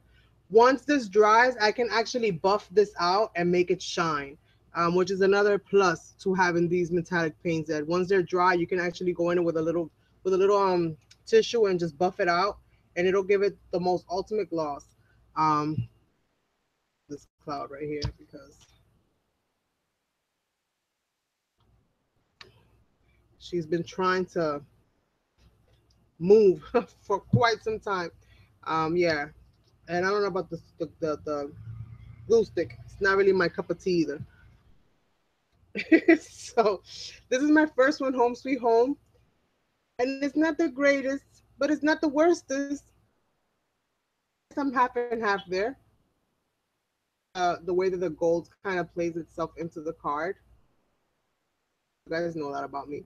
Um, and how shiny and popped up, so that makes it dimensional. I was able to kind of work a little bit with the clouds, so the clouds look a little bit better now that I kind of, inked them up a little bit more on the edges and just kind of made them pop out a little bit more. This will be the kind of house that you will give, the kind of car that you will give maybe somebody who's apartment, first time. I mean, not necessarily a first time buyer. You want to give them something nicer than that because if they can afford a house, then your car better be on point. But somebody who's moving into their first apartment, whatever the case may be, this is the kind of card that you would give to that, or somebody who's returning home after you haven't seen them for a while, or so on and so forth. Or you can even add like a family photo, something like this, and then just let this be like a little photo holder, and just put like a little photo inside of the family and send it to whomever is away from the home at the time, whatever the case may be. But yes, so there is a sentiment that goes with that card set, but I think I'm going to move on to another card. So um, let's play around with how about beautiful Belle?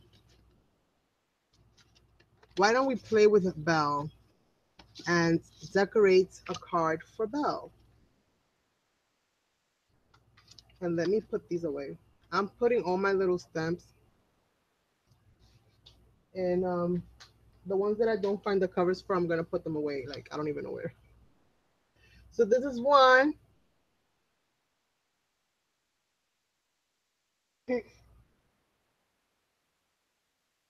Breaking.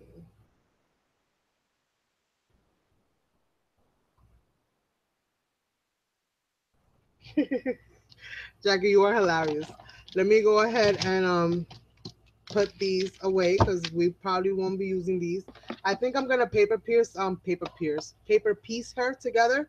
So I'm gonna get a stencil.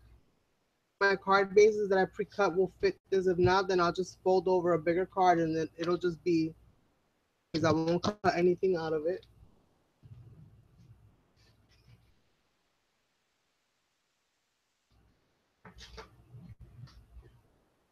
Hopefully, one of the cards that I cut already might be big enough. I'm not sure. So the first thing I'm gonna do, I'm gonna be cutting her several times, and I'm gonna get some of that Prima paper because she's got the arm section and stuff like that. So I'm gonna cut this part off with the arm section, with the skin tone, so that I don't have to worry so much about coloring that in. And then I just want to paper pierce her together and see how that kind of works out.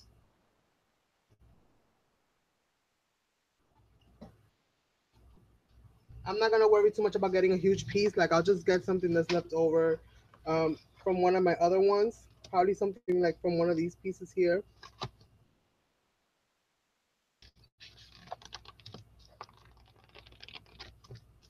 This is good enough. Um, because she's not that wide up there. She's not that big. Top wise. So I'll just use this and then for her arm and her face. And then what I'll do is that I'll get some pretty paper, maybe something watercolory, flowery as a dress. And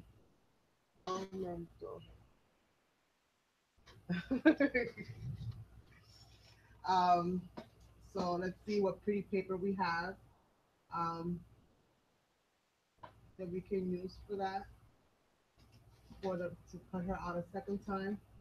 And I think what I'm gonna do is I'm gonna cut her out 3 times. I'm gonna cut out one base so that I can glue everything onto that one base on cardstock, and then paper pierce her on there so she's nice and thick and free, if you will. Right now, I'm just kind of trying to find a beautiful paper. I think I'm gonna go for this one. I really like this one. If I have one in there, if I didn't use it already. This is really pretty. I think that her dress um, really nicely in here. So I'm gonna use this one. This paper pad is a We Are Memories Keeper, and it is. Does it have a name?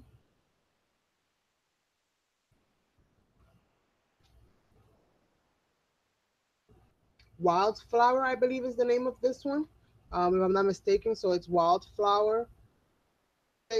Item number 662705. If anybody's interested in searching for this, it's really, really pretty. I'll give you guys a quick little.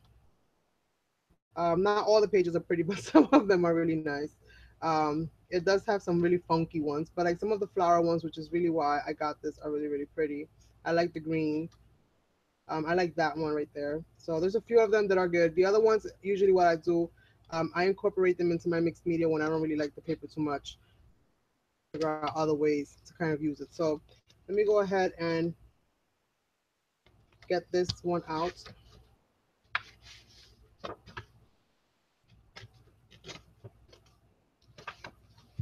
And that's gonna be for her dress. And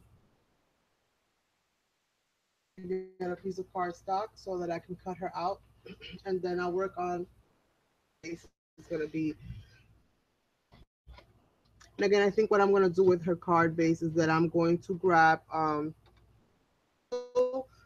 probably a Dollar Tree stencil, one of those Dollar Tree stencils that I got,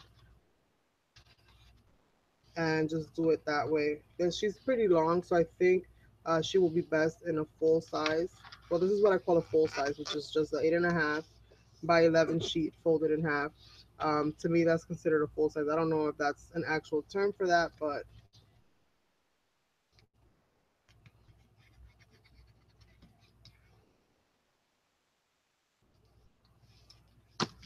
pretty much scored that down the middle. I'm just gonna put that right there because I'm gonna need that in a minute. And then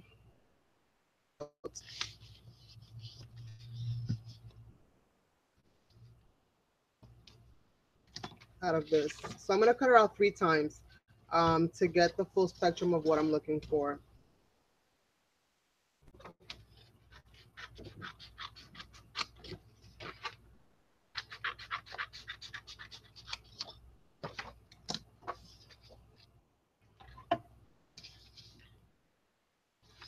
We have her there. Um, I don't need all this, so I don't want to get none of that yucky part. So this part's gonna be pretty much right there. And where is my cutting plates? Part out first.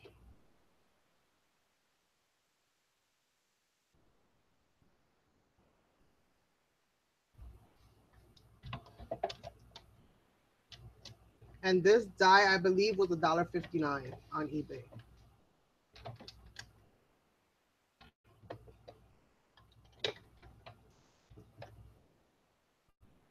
You cannot go wrong when you can find a die that size for that price. I paid more for other dies. So, all right. So, here we go.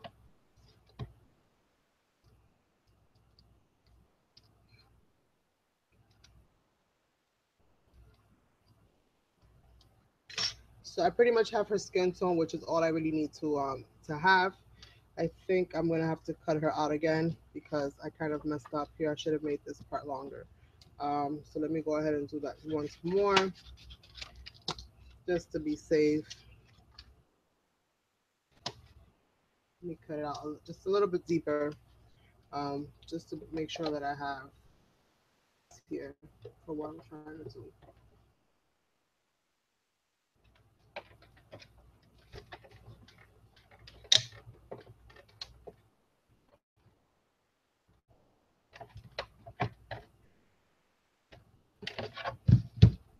Did it, so that's also a bonus.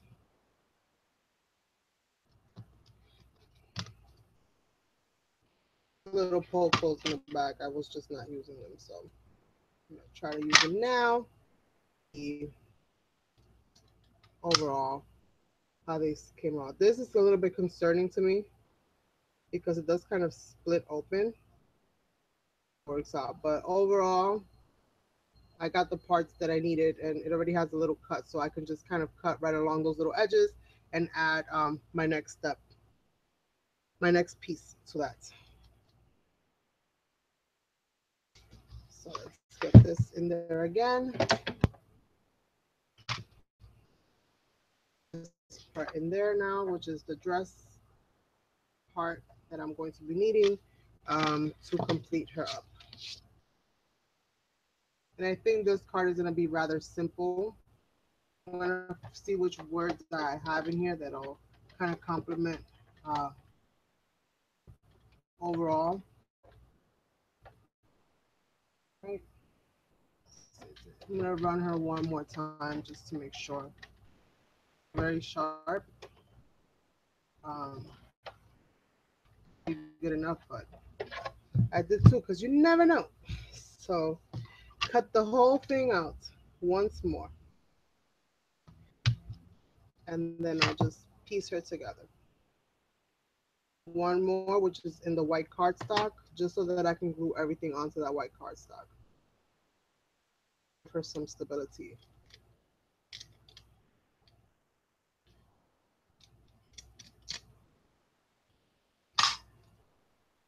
I love this. This paper's so pretty. Like really, really nice. Um, all together. I top for her and make the skirt, but I'm not gonna. That's a little too fancy. I'm not gonna get that fancy. So we got that part. One more cut through, and we are finito with the die cutting. And I think this is the most that I've accomplished in a while during a live stream. Usually I'm still stuck on the first card when I do my live streams on card making.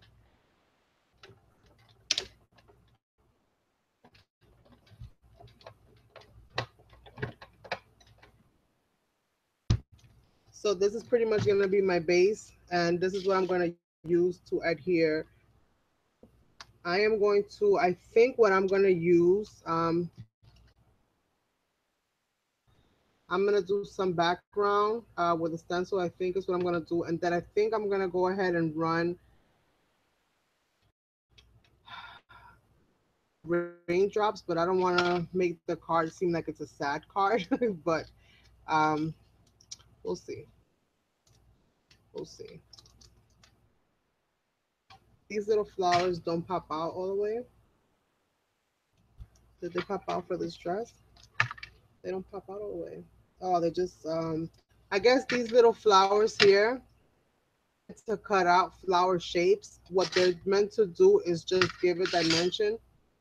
So pretty much you just kind of pop them up. And then I guess you can add like a little bling in the center of each one of those little flowers. But I think I'm gonna take it a step further, and I'm gonna actually glue a flower to each of these, a little bit more life and more dimension, you know, in a better way. So, and then my other little piece right here. So these three pieces are gonna be to create that. So what I'm gonna do now, since I think almost done with the fuzzy cutting, well, wait, I'll close that machine up for right now. And a die that I'm gonna use, and I'll open it back up. But for now, I'm gonna leave that as is. I'm gonna get her together real quick, and then I'm gonna work on this background and see what I do.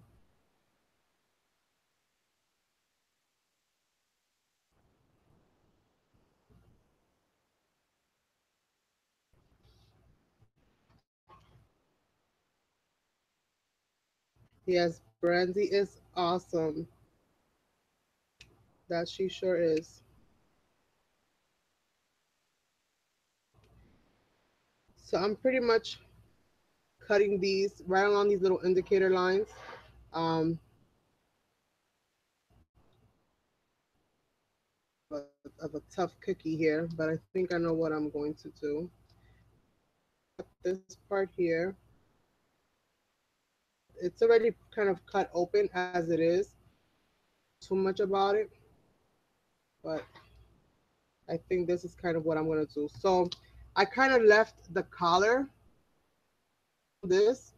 So I think what I'm going to do is um, glue that right over that.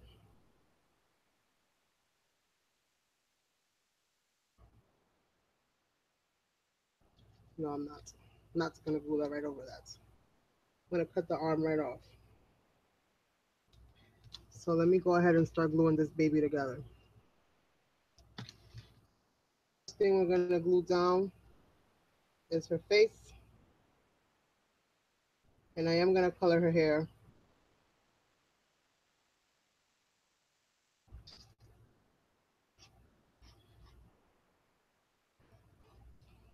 So we're going to get that done. And down, which is the colorful part. I'm going to glue that one down first. This is going to kind of fall right over it. So it's going to be her, that the colorful part down with the dress. Then I'm going to add her face and her neck.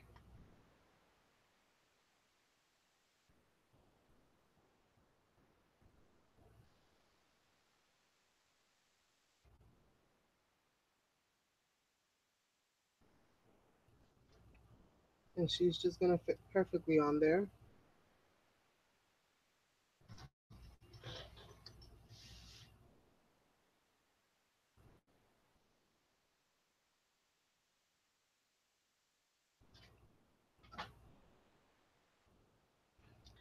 And then we're going to have a little arm piece right here that comes out her dress and has a pocket because it goes right into that little pocket spot right there. Which you don't. I guess you don't have to put it in the pocket if you don't want to. That's the way that that is. So I'm just gonna leave it alone. You can actually even tuck it behind it. You don't even have to worry so much about the front, which I should have thought about that first and did that. That'll work for now. Just smoothing out any little air bubbles of glue. I'm gonna color her hair in really quickly. I'm gonna get some brown.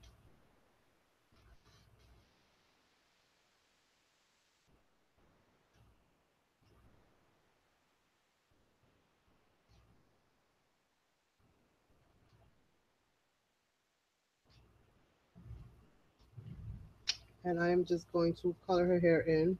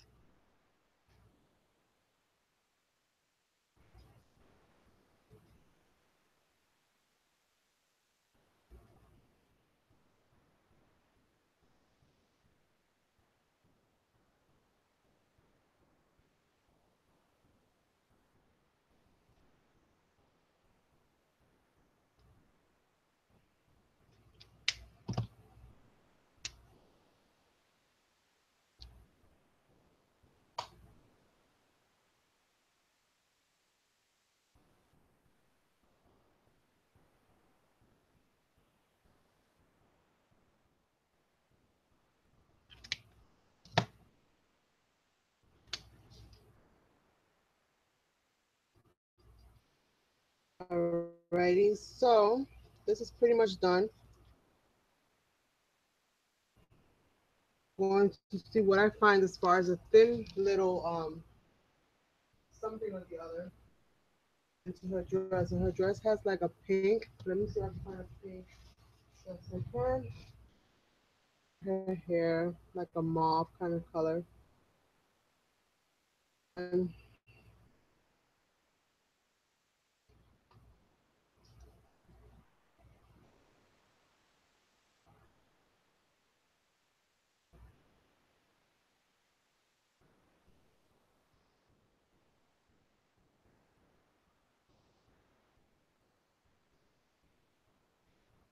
just adding some of this kind of mauve color slits.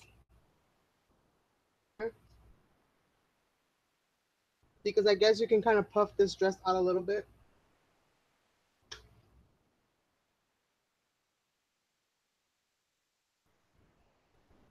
And I have some pink, a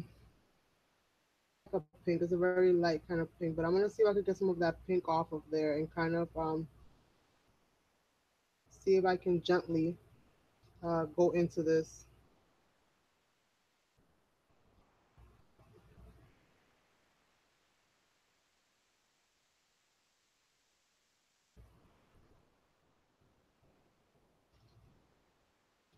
Now, isn't this pretty?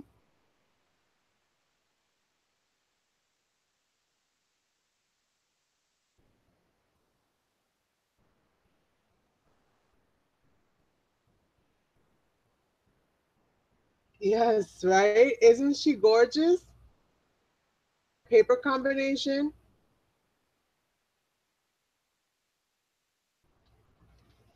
and very inexpensive, which I mean, you can't beat that. Very, very inexpensive.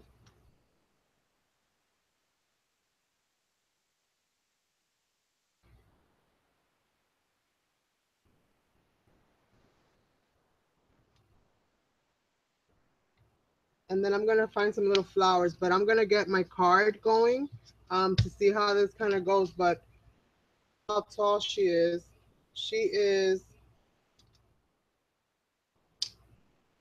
1/4 inches tall. That's a pretty big die. Um, and about two and a half ish, a little bit more than 2.5 inches wide at her widest point. So definitely want to get. Now let me go ahead and get my stencil out and start kind of working on this card base. But more so than that, I'm also going to be gluing some of these to the card itself, some of these leftovers, because this paper is too pretty to just kind of throw away. Do a little bit of my remixes like I do. And I am going to, let's see.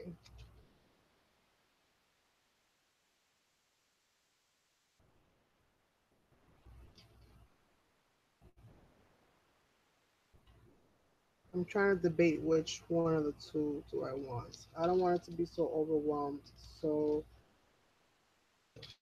let me see. Maybe I don't need one of those.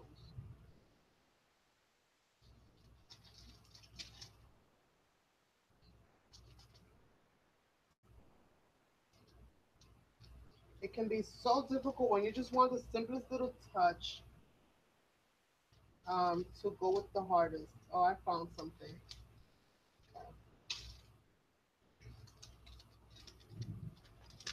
I found something that I think will go well. I'm gonna use this little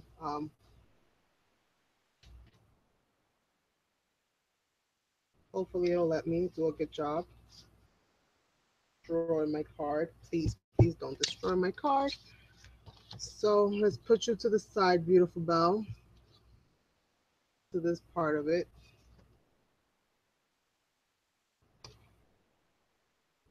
I think my fingers are a little dirty from rubbing on this stem. Yep, from on the stencil. So let's see. I think for me, that's sometimes the hardest part is keeping my hands clean. I am one messy crafter. Any mediums that is really hard, and it's the last thing I remember to do is to clean my hands. And when working with cards, you have to be really careful um, to have your hands clean, as you're gonna make a mess.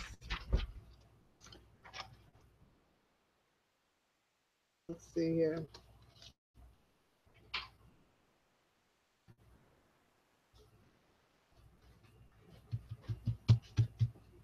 So I'm gonna use this. I'm gonna use this pattern here to kind of put it everywhere. Um, let's see how this goes. And let me find my pink if I can find it. Milk lavender. Does that she have purple? I should have got some purple. I got two purple ones that I could have used.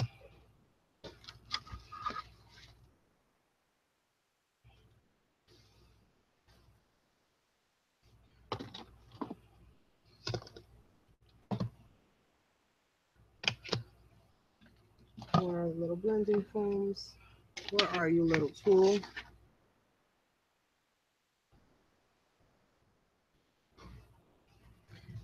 So let's see how this works.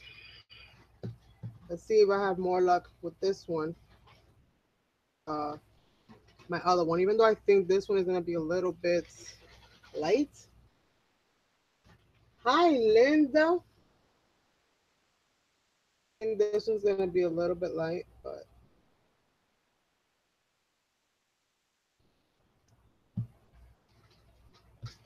I think so far it's doing the ticket. If I never learned to blend in my life with this tool, I'll definitely be able to stencil. So it's not a complete loss. Complete loss. So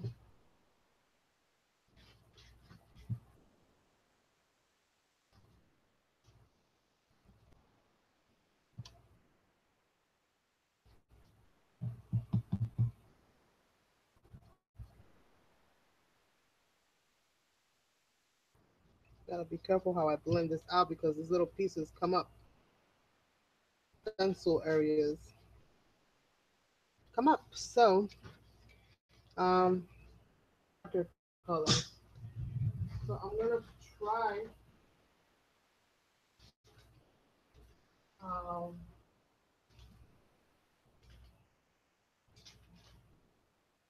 um, I'm gonna try to see how this kind of looks in there. So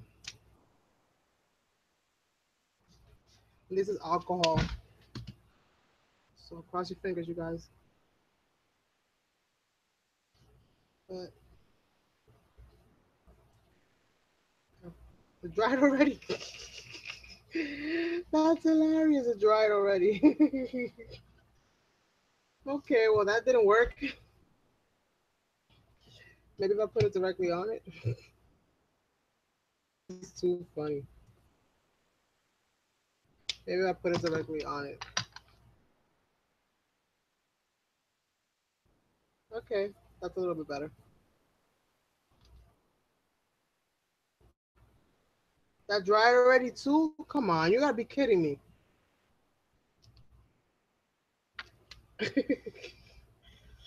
All right, this takes way too long.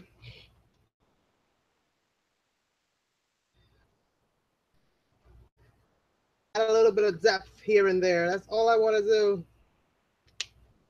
Just add a little bit of depth.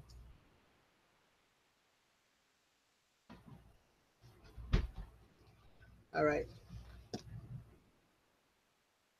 We love you too, Maida. And we love that you're a part of our little family. All right, so, ugh. No, don't break on me. I still need you. I got 3 more corners to do. You glue yourself to my paper.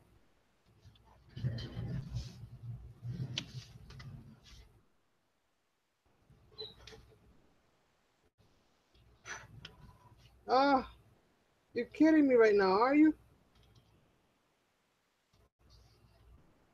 Oh no. It comes out cute, but it glues itself to the paper, all of the rubbing it in. That kind of messed up my whole paper right there. Okay, change of plan. Because that girl's too cute to just pass up like that. So on to paper number 2. Go ahead. Let me wash my hands. I'll be right back because I want to get this perfect. And yeah, I'm gonna use this to put as a back. Let me just go clean my hands real quick. Paper and some water spray, and just cleanse my hands.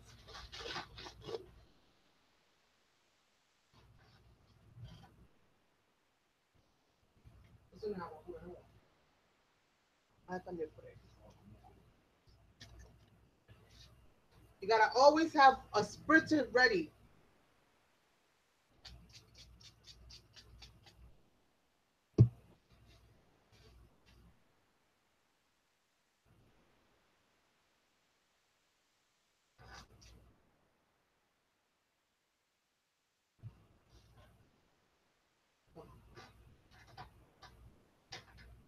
Okay,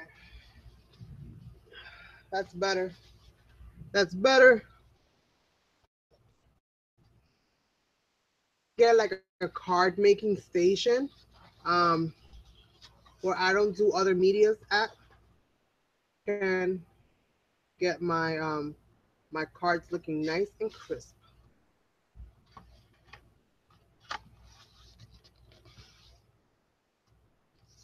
I do not know how you ladies do it and keep your stuff so pretty and crisp. The first thing I do is stick my dirty little fingers everywhere. And there goes that idea. Card base. Now, I'm going to kind of glue on some of these. But what do I want to do? I'm going to add them as raindrops. Or I want to use the same color paper as her dress. Ugh. Decisions. Maybe I can use a plain color paper.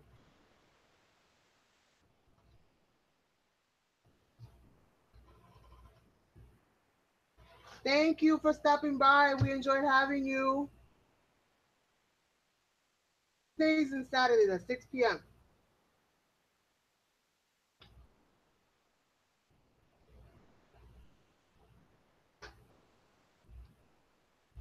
You gotta keep fighting, Isabel. You gotta keep fighting. Determine how what your outcome is gonna be. You gotta keep fighting, darling. Keep fighting. I am just looking for some kind of cardstock that I can use that is kind of a muted color um, for this background.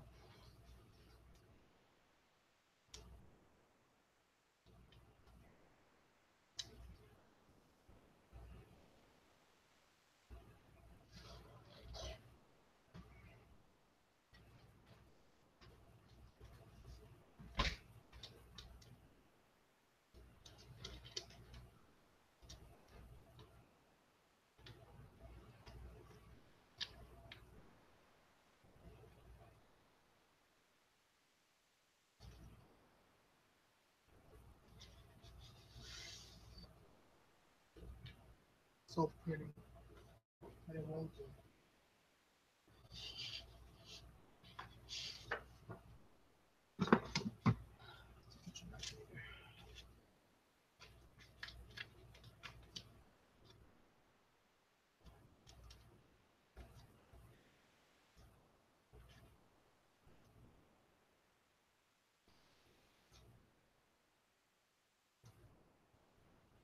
Picking a paper, you guys, so hard.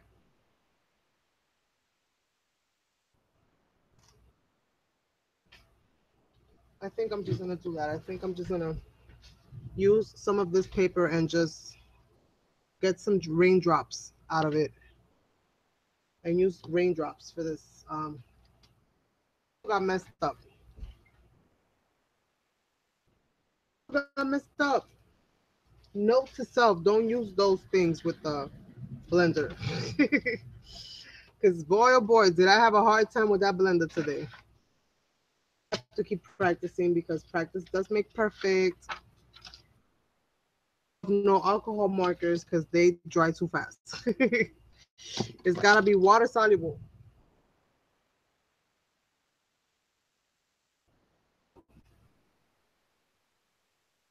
I know, but you have to keep fighting it. I know it's a pain in the butt. Don't let them discourage you. That's what the system is designed to do. It's designed to discourage you. Fighting, you keep fighting. They're gonna deny you something that can help you. Are they crazy?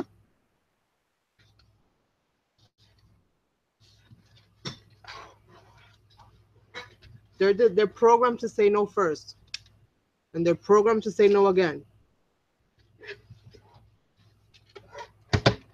That's how they work.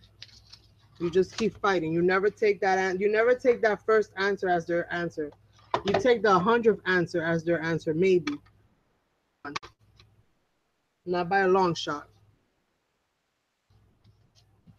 This is the rain, and I think I'm gonna use that to create a background of the same kind of dress, like if her dress is being formed by rain falling on her. Thinking it right now. So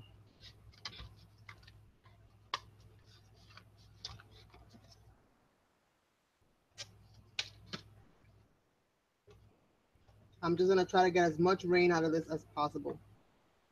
So I'm gonna be passing this quite an amount of times. So that's good. A little bit of a distraction in the meanwhile.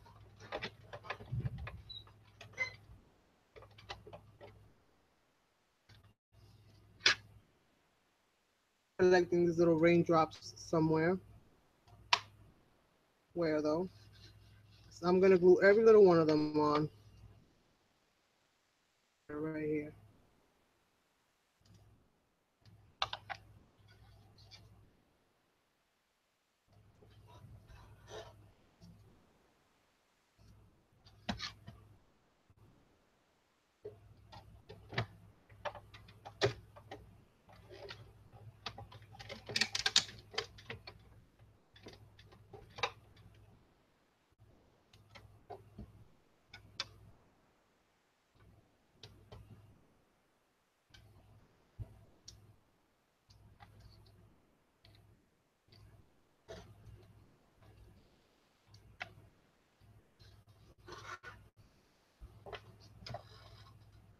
¿Qué hora es, amor?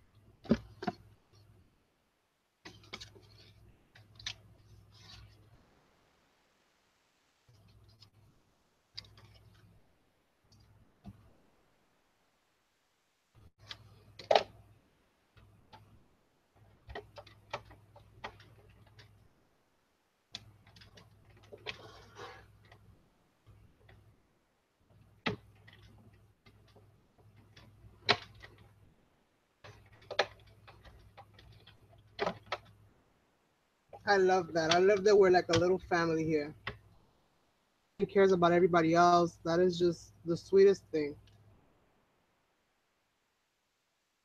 That is exactly what I wanted.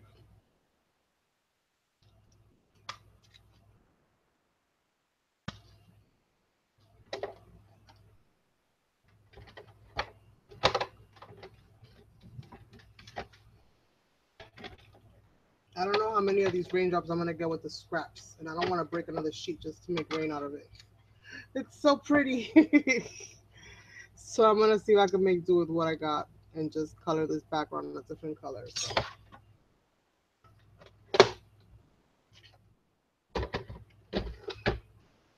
I think, my darling, you have served your purpose today, and you served me well. So you can now rest.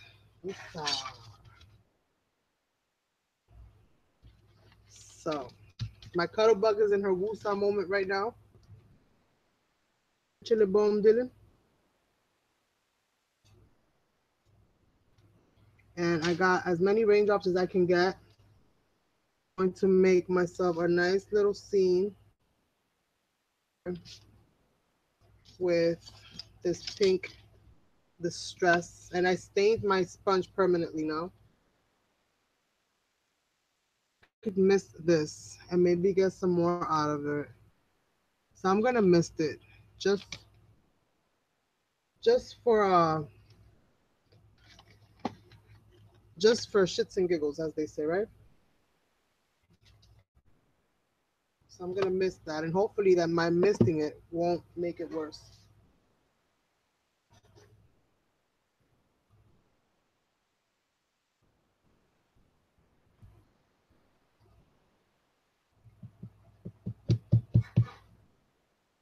I need more Tim Holtz in my life. More of this ink.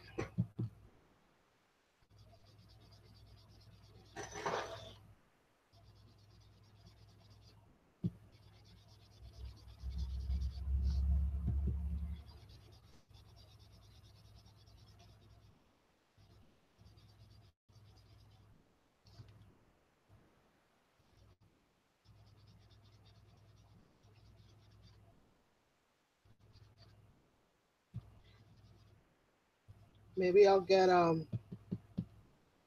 stamp and stamp some images onto this paper.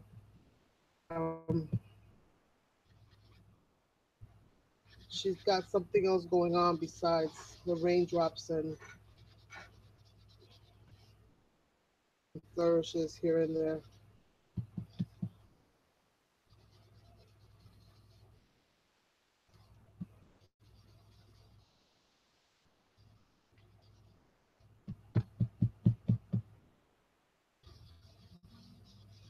Well, this is definitely helping me out a little bit better now. My my thing was a little dry before. I It was giving me such harsher lines. This one's not doing it so badly now.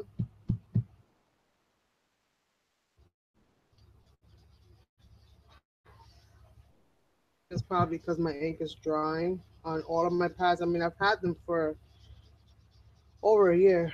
going on almost 2 years, I think I've had them because I wasn't really into card making before, so I didn't really use them much. Or ink up the occasional flip book.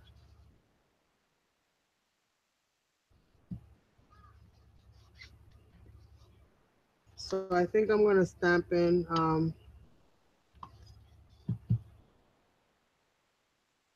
brushes.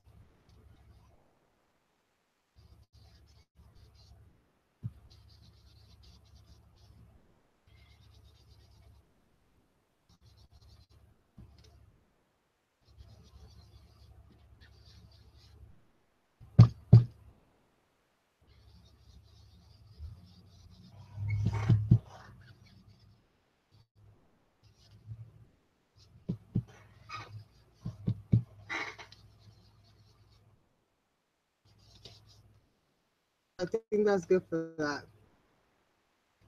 And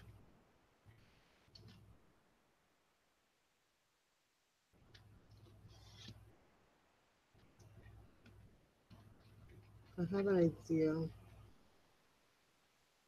that I'm wondering if it'll work.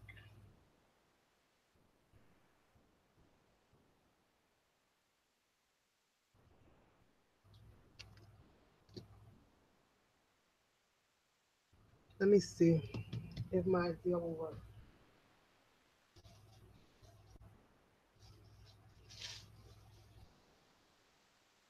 I'm gonna get the tiniest little stamp that I can find here, and I'm gonna try to stencil in stamp in different places so that it only catches these tear-shaped buttons. This with some kind of a so trying to see maybe this one.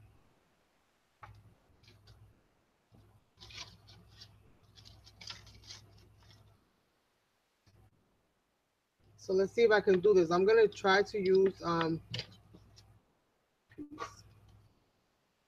this one.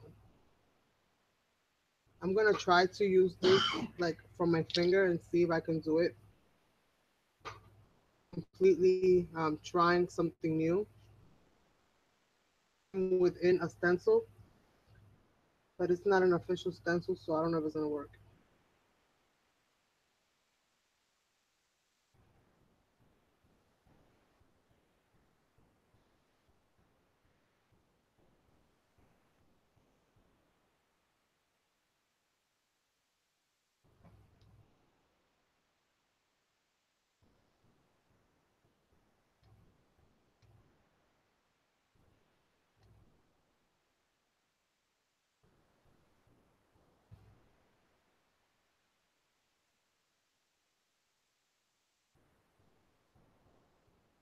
That's right, darling.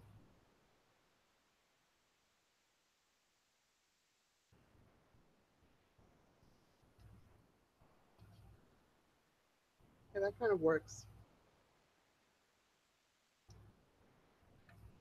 So I'm just pretty much stamping into these little raindrop shapes that I have here.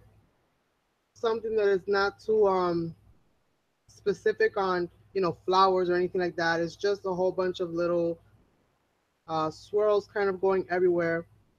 This to kind of balance out some of those flower ones that I cut out, and hopefully pretty cute. It is quite a bit of work, I will say. It is quite a bit of work, but end result is worth it.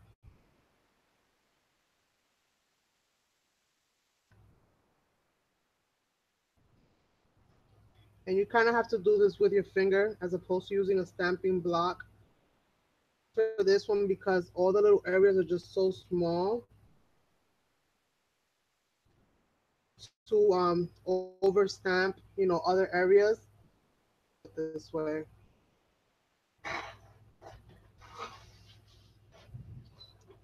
But if I show you kind of how it's looking, little areas, to just give this thing some background because I just don't want it plain. And then between all of those, I'm gonna go ahead and stamp out. I mean, not stamp out. Add that are the missing pieces that I cut out of this one.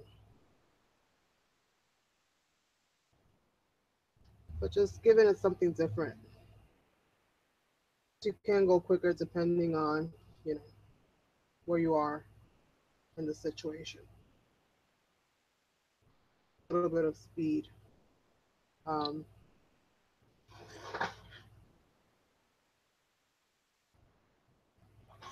I think my very first card actually came out pretty decent. Worried once I went in there with the red, I was like, oh, painting tool definitely had me worried, you guys. I was like, dang, what did I do? Why did I want to try this today out of all days, Carmen? Why? Oh, I think it came out really well.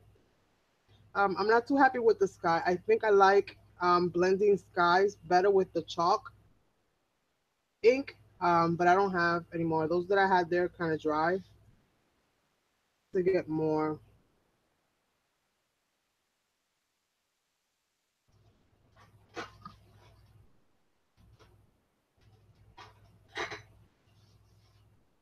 Girl, I need them all.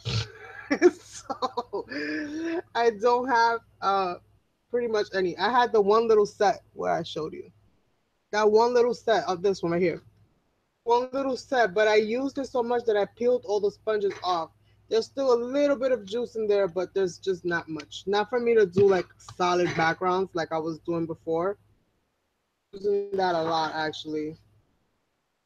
Um, like the cards that I would make, the rarity when I would make cards, that's how I would color up my skies and stuff like that was with that one. I feel like that one blends a lot better, those chalk ones. Tim Holtz, I'm dry. I am dry, dry, dry.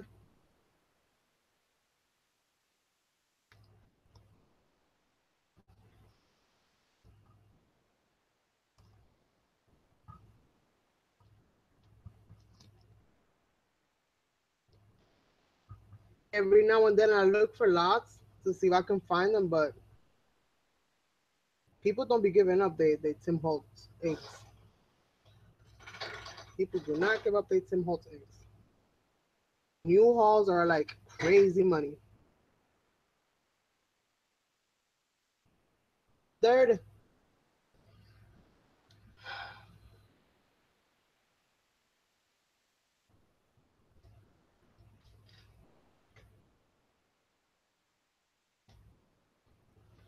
so we are almost there, you guys. Just a couple more drops. This is gonna be somewhat of an easier card, a normal run of the mill card. I'm gonna have to put her there, cover up that little.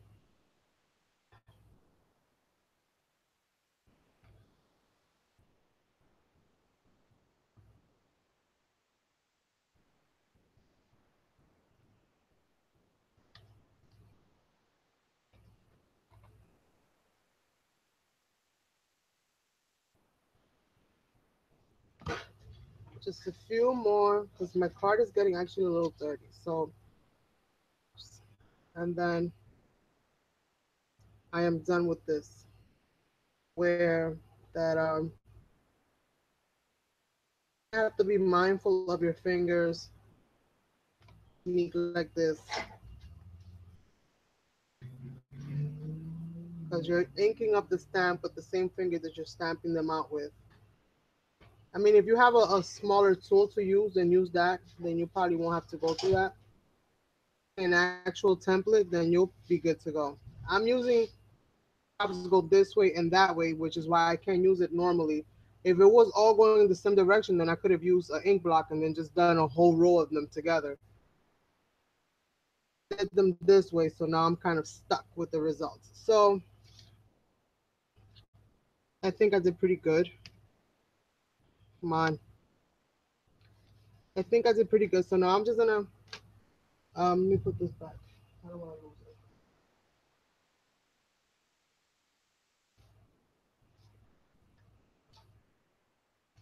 What did I do with my napkin? What did I do with my napkin?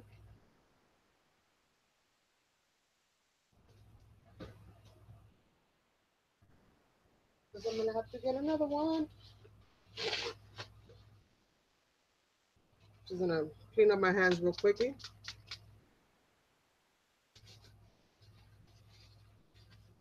Thank you, darling.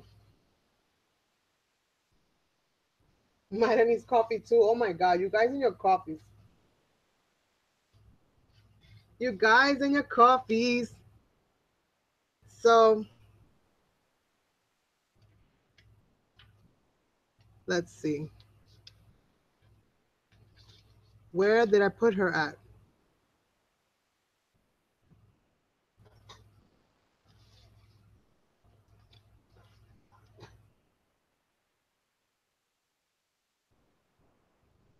I need her to kind of be off balance just a little bit. Then whatever sentiment can go here. So I'm gonna glue her in.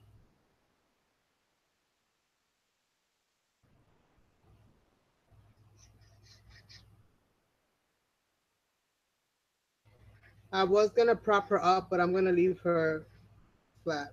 I think on this one, if anything, I'll prop up her sentiment. Um,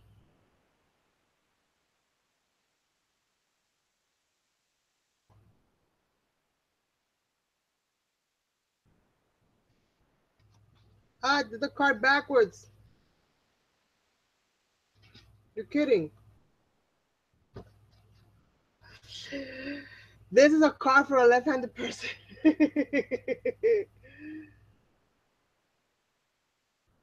I did the card backwards, you guys. Look, I glued her on the wrong way.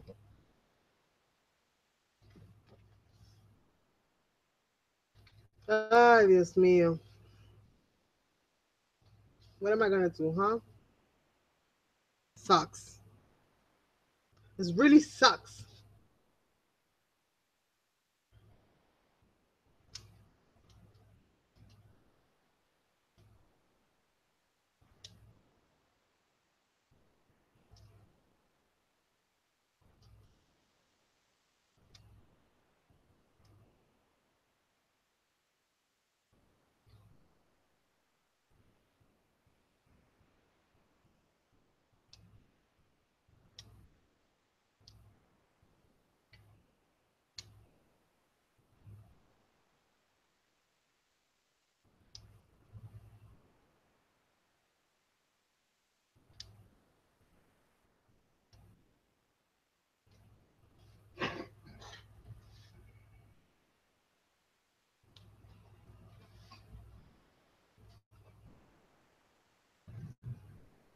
How can I do this?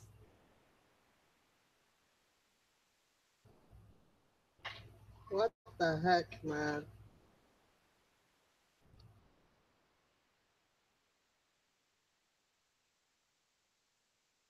I did the card backwards. I did all that work and then I glued her on the wrong way, and this glue dries so quick.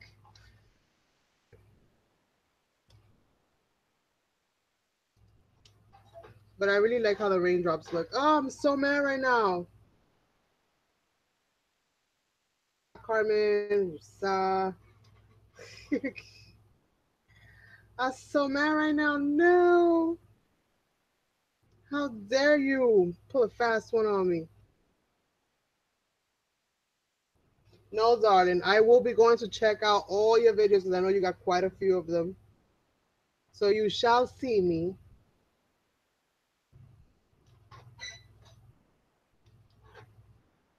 I had to cook dinner today early. I had to do everything that I had to do early if you guys wanted me to be here today. Literally like running around like crazy trying to get everything done. All right, so I think that's just of where let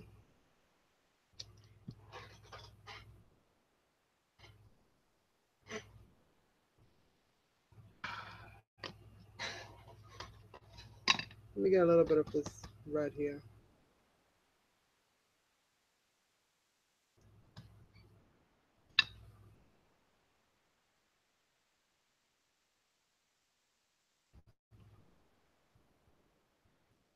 This is how I'm gonna know which ones,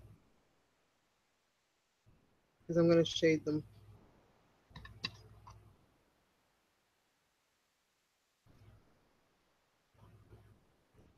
To make them look like they're popping off the paper.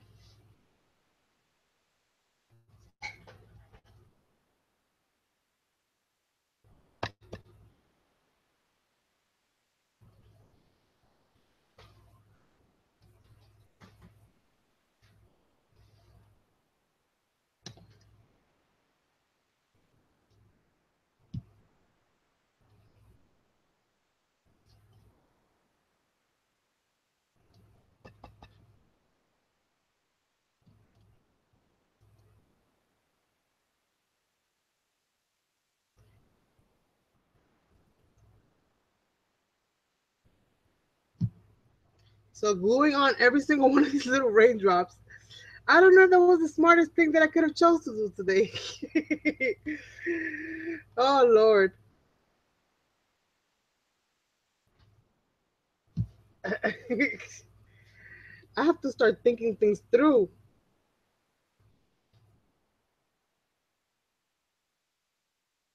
It looks very nice, but thinking things through. And stop becoming an impulsive crafter. Because 1,000 little raindrops here.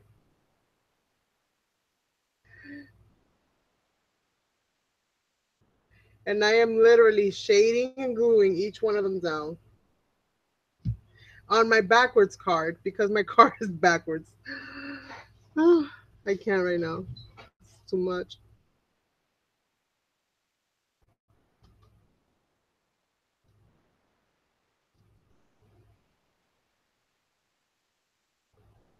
You too cool.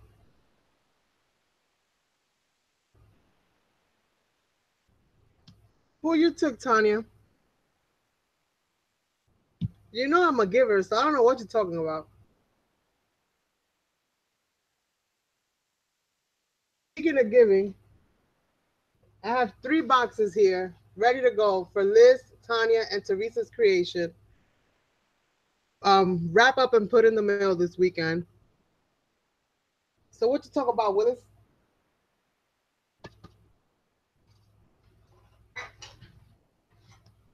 Plus, I'm putting in your entry in the mail. But you're only gonna get a shadow box out of me, girl. I can't do no more. I cannot do no more. I try. I so tired.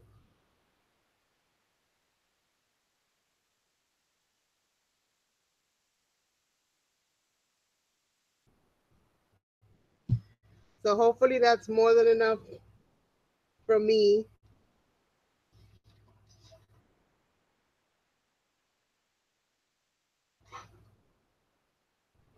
At the end of the day, like I told you, I'm not doing it so much for the giveaway. I'm doing it because it's you. About points. But give me my 20 though, because I earned those.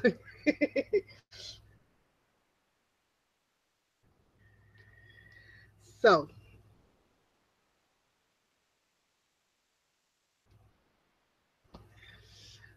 let's see, let's see.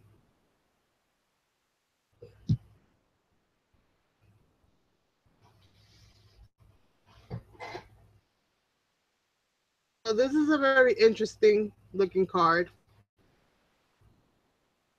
I'm not gonna shade these little teeny ones because I'll never finish. I have 1,000 of them, but I did shade all the big ones. Enough.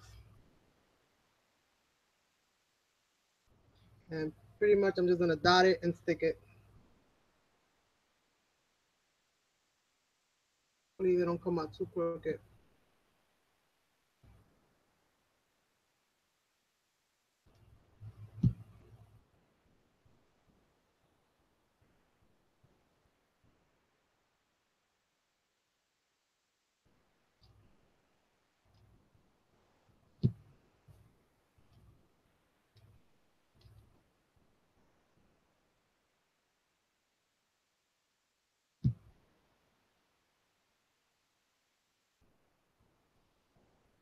Darling. I just wish it wasn't backwards. Ah, I'm dropping raindrops on the floor. No.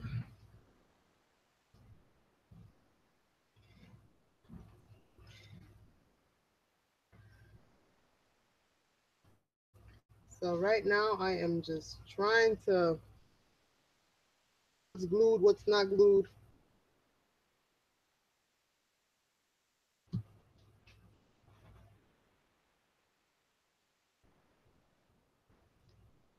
I wish I would have done this the right way. This card, I really like it.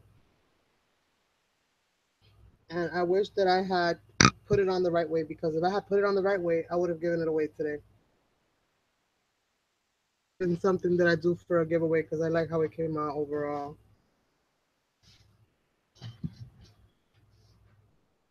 But I messed up. So, let's see.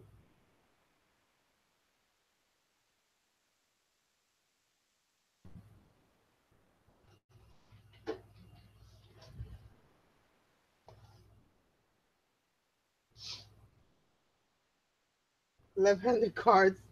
Send it to Obama. So used to having to do it the other way, you probably think it's broken.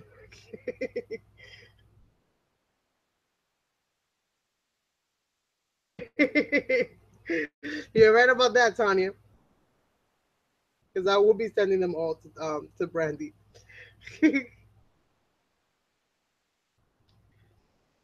Almost done. Whoop whoop. I think we got like 3 or 4 more of these little raindrops left to go. And then this is pretty much good to go. And I really like it.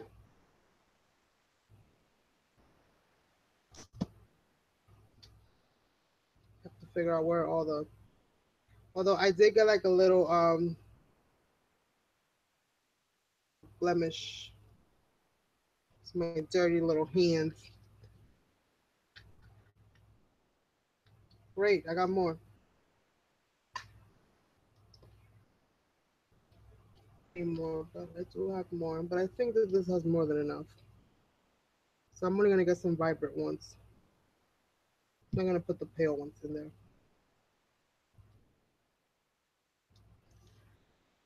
Oh, vibrant.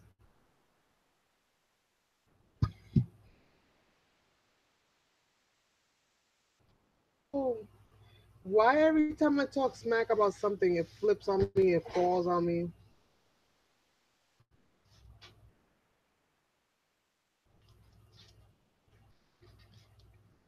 Okay, I think I'm pretty much done with this whole thing. So that's how this one kind of looks. But I did it backwards, so it might look right the right way to you guys. I'm not sure.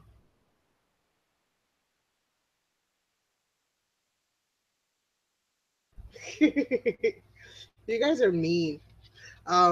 So for the most part,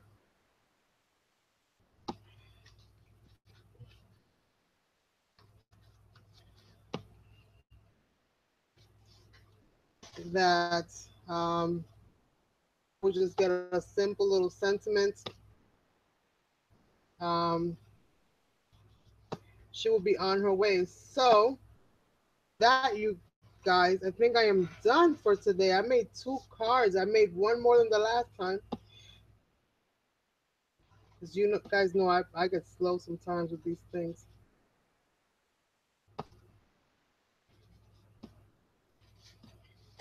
And I darkened it up a little bit. But this might not end up like a card because I might just take it, cut it apart, add it to the front of a card, which I might just do that now. What time is it? How much time I got? I got 7 minutes. Let me see if I can salvage this baby. Glue her onto the front of an actual card. And then that way I don't have to feel so bad.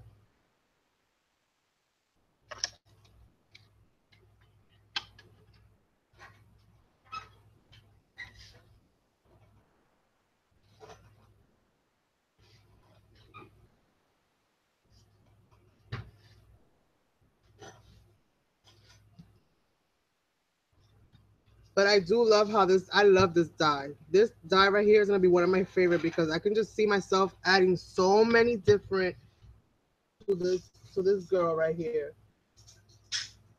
making her flower dress. I mean, making her dress in so many different ways.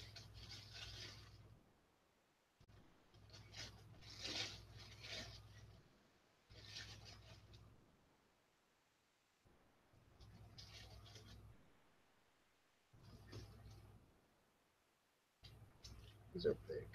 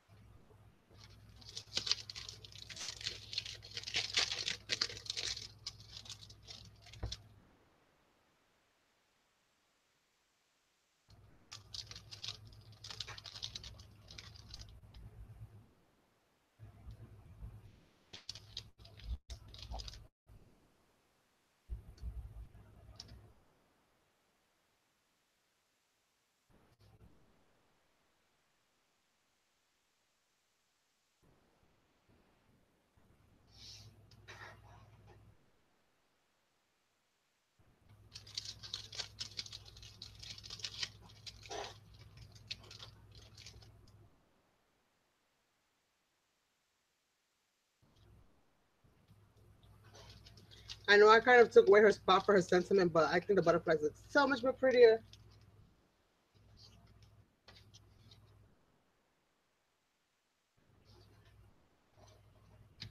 I'm supposed to be cutting her apart and I'm adding butterflies.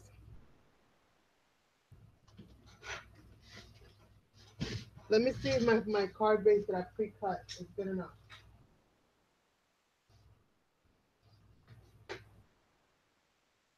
Probably not.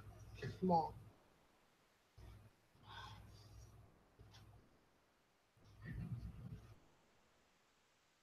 Oh, not too bad.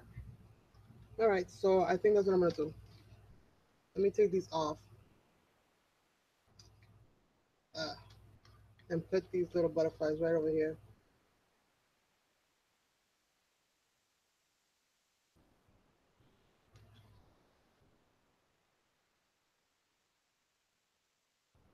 After I cut this out, you guys, I'm definitely gonna call it a night. So this one opens this way.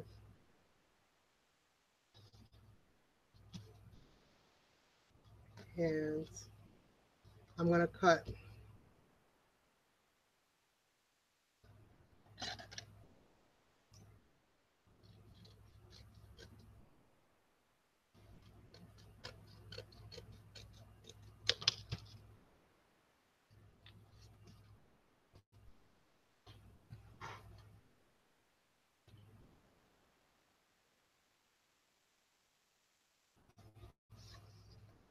See, great minds think alike. And then this is the tricky part.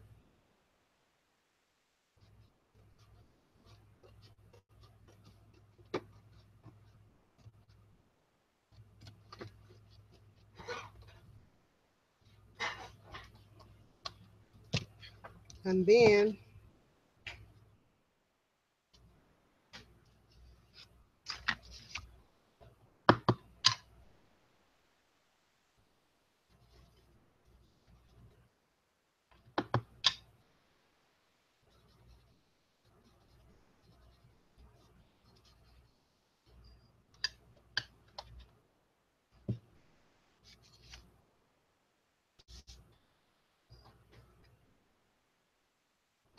that'll work, right?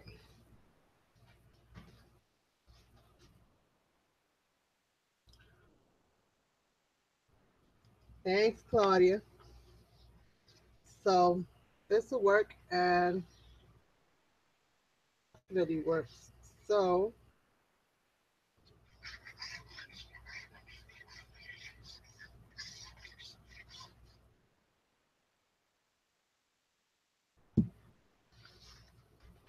making sure making sure right now that I am opening this thing up on the right spot.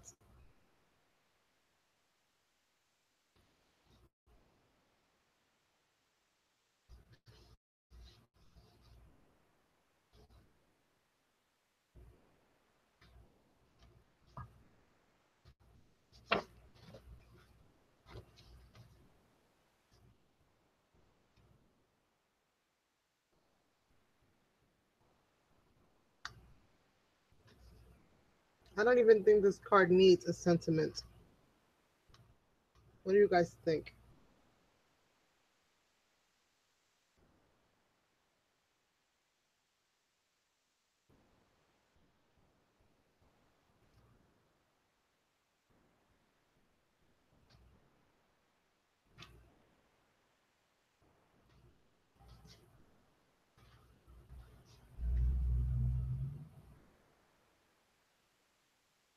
Cloud. I mean, a raindrop.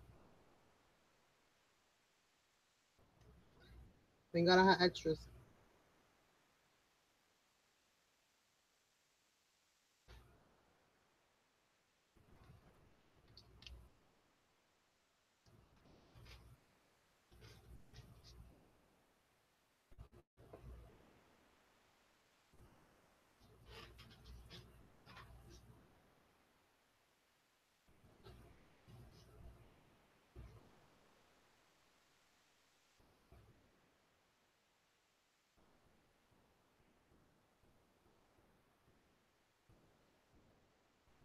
Dang, girl, that's like a grocery list of stuff.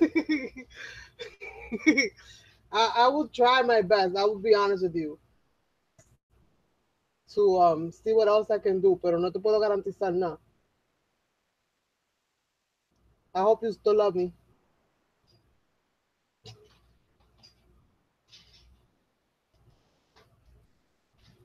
Well, if you want to count the bells, if you want to count the bell that you won, I'll let you count it.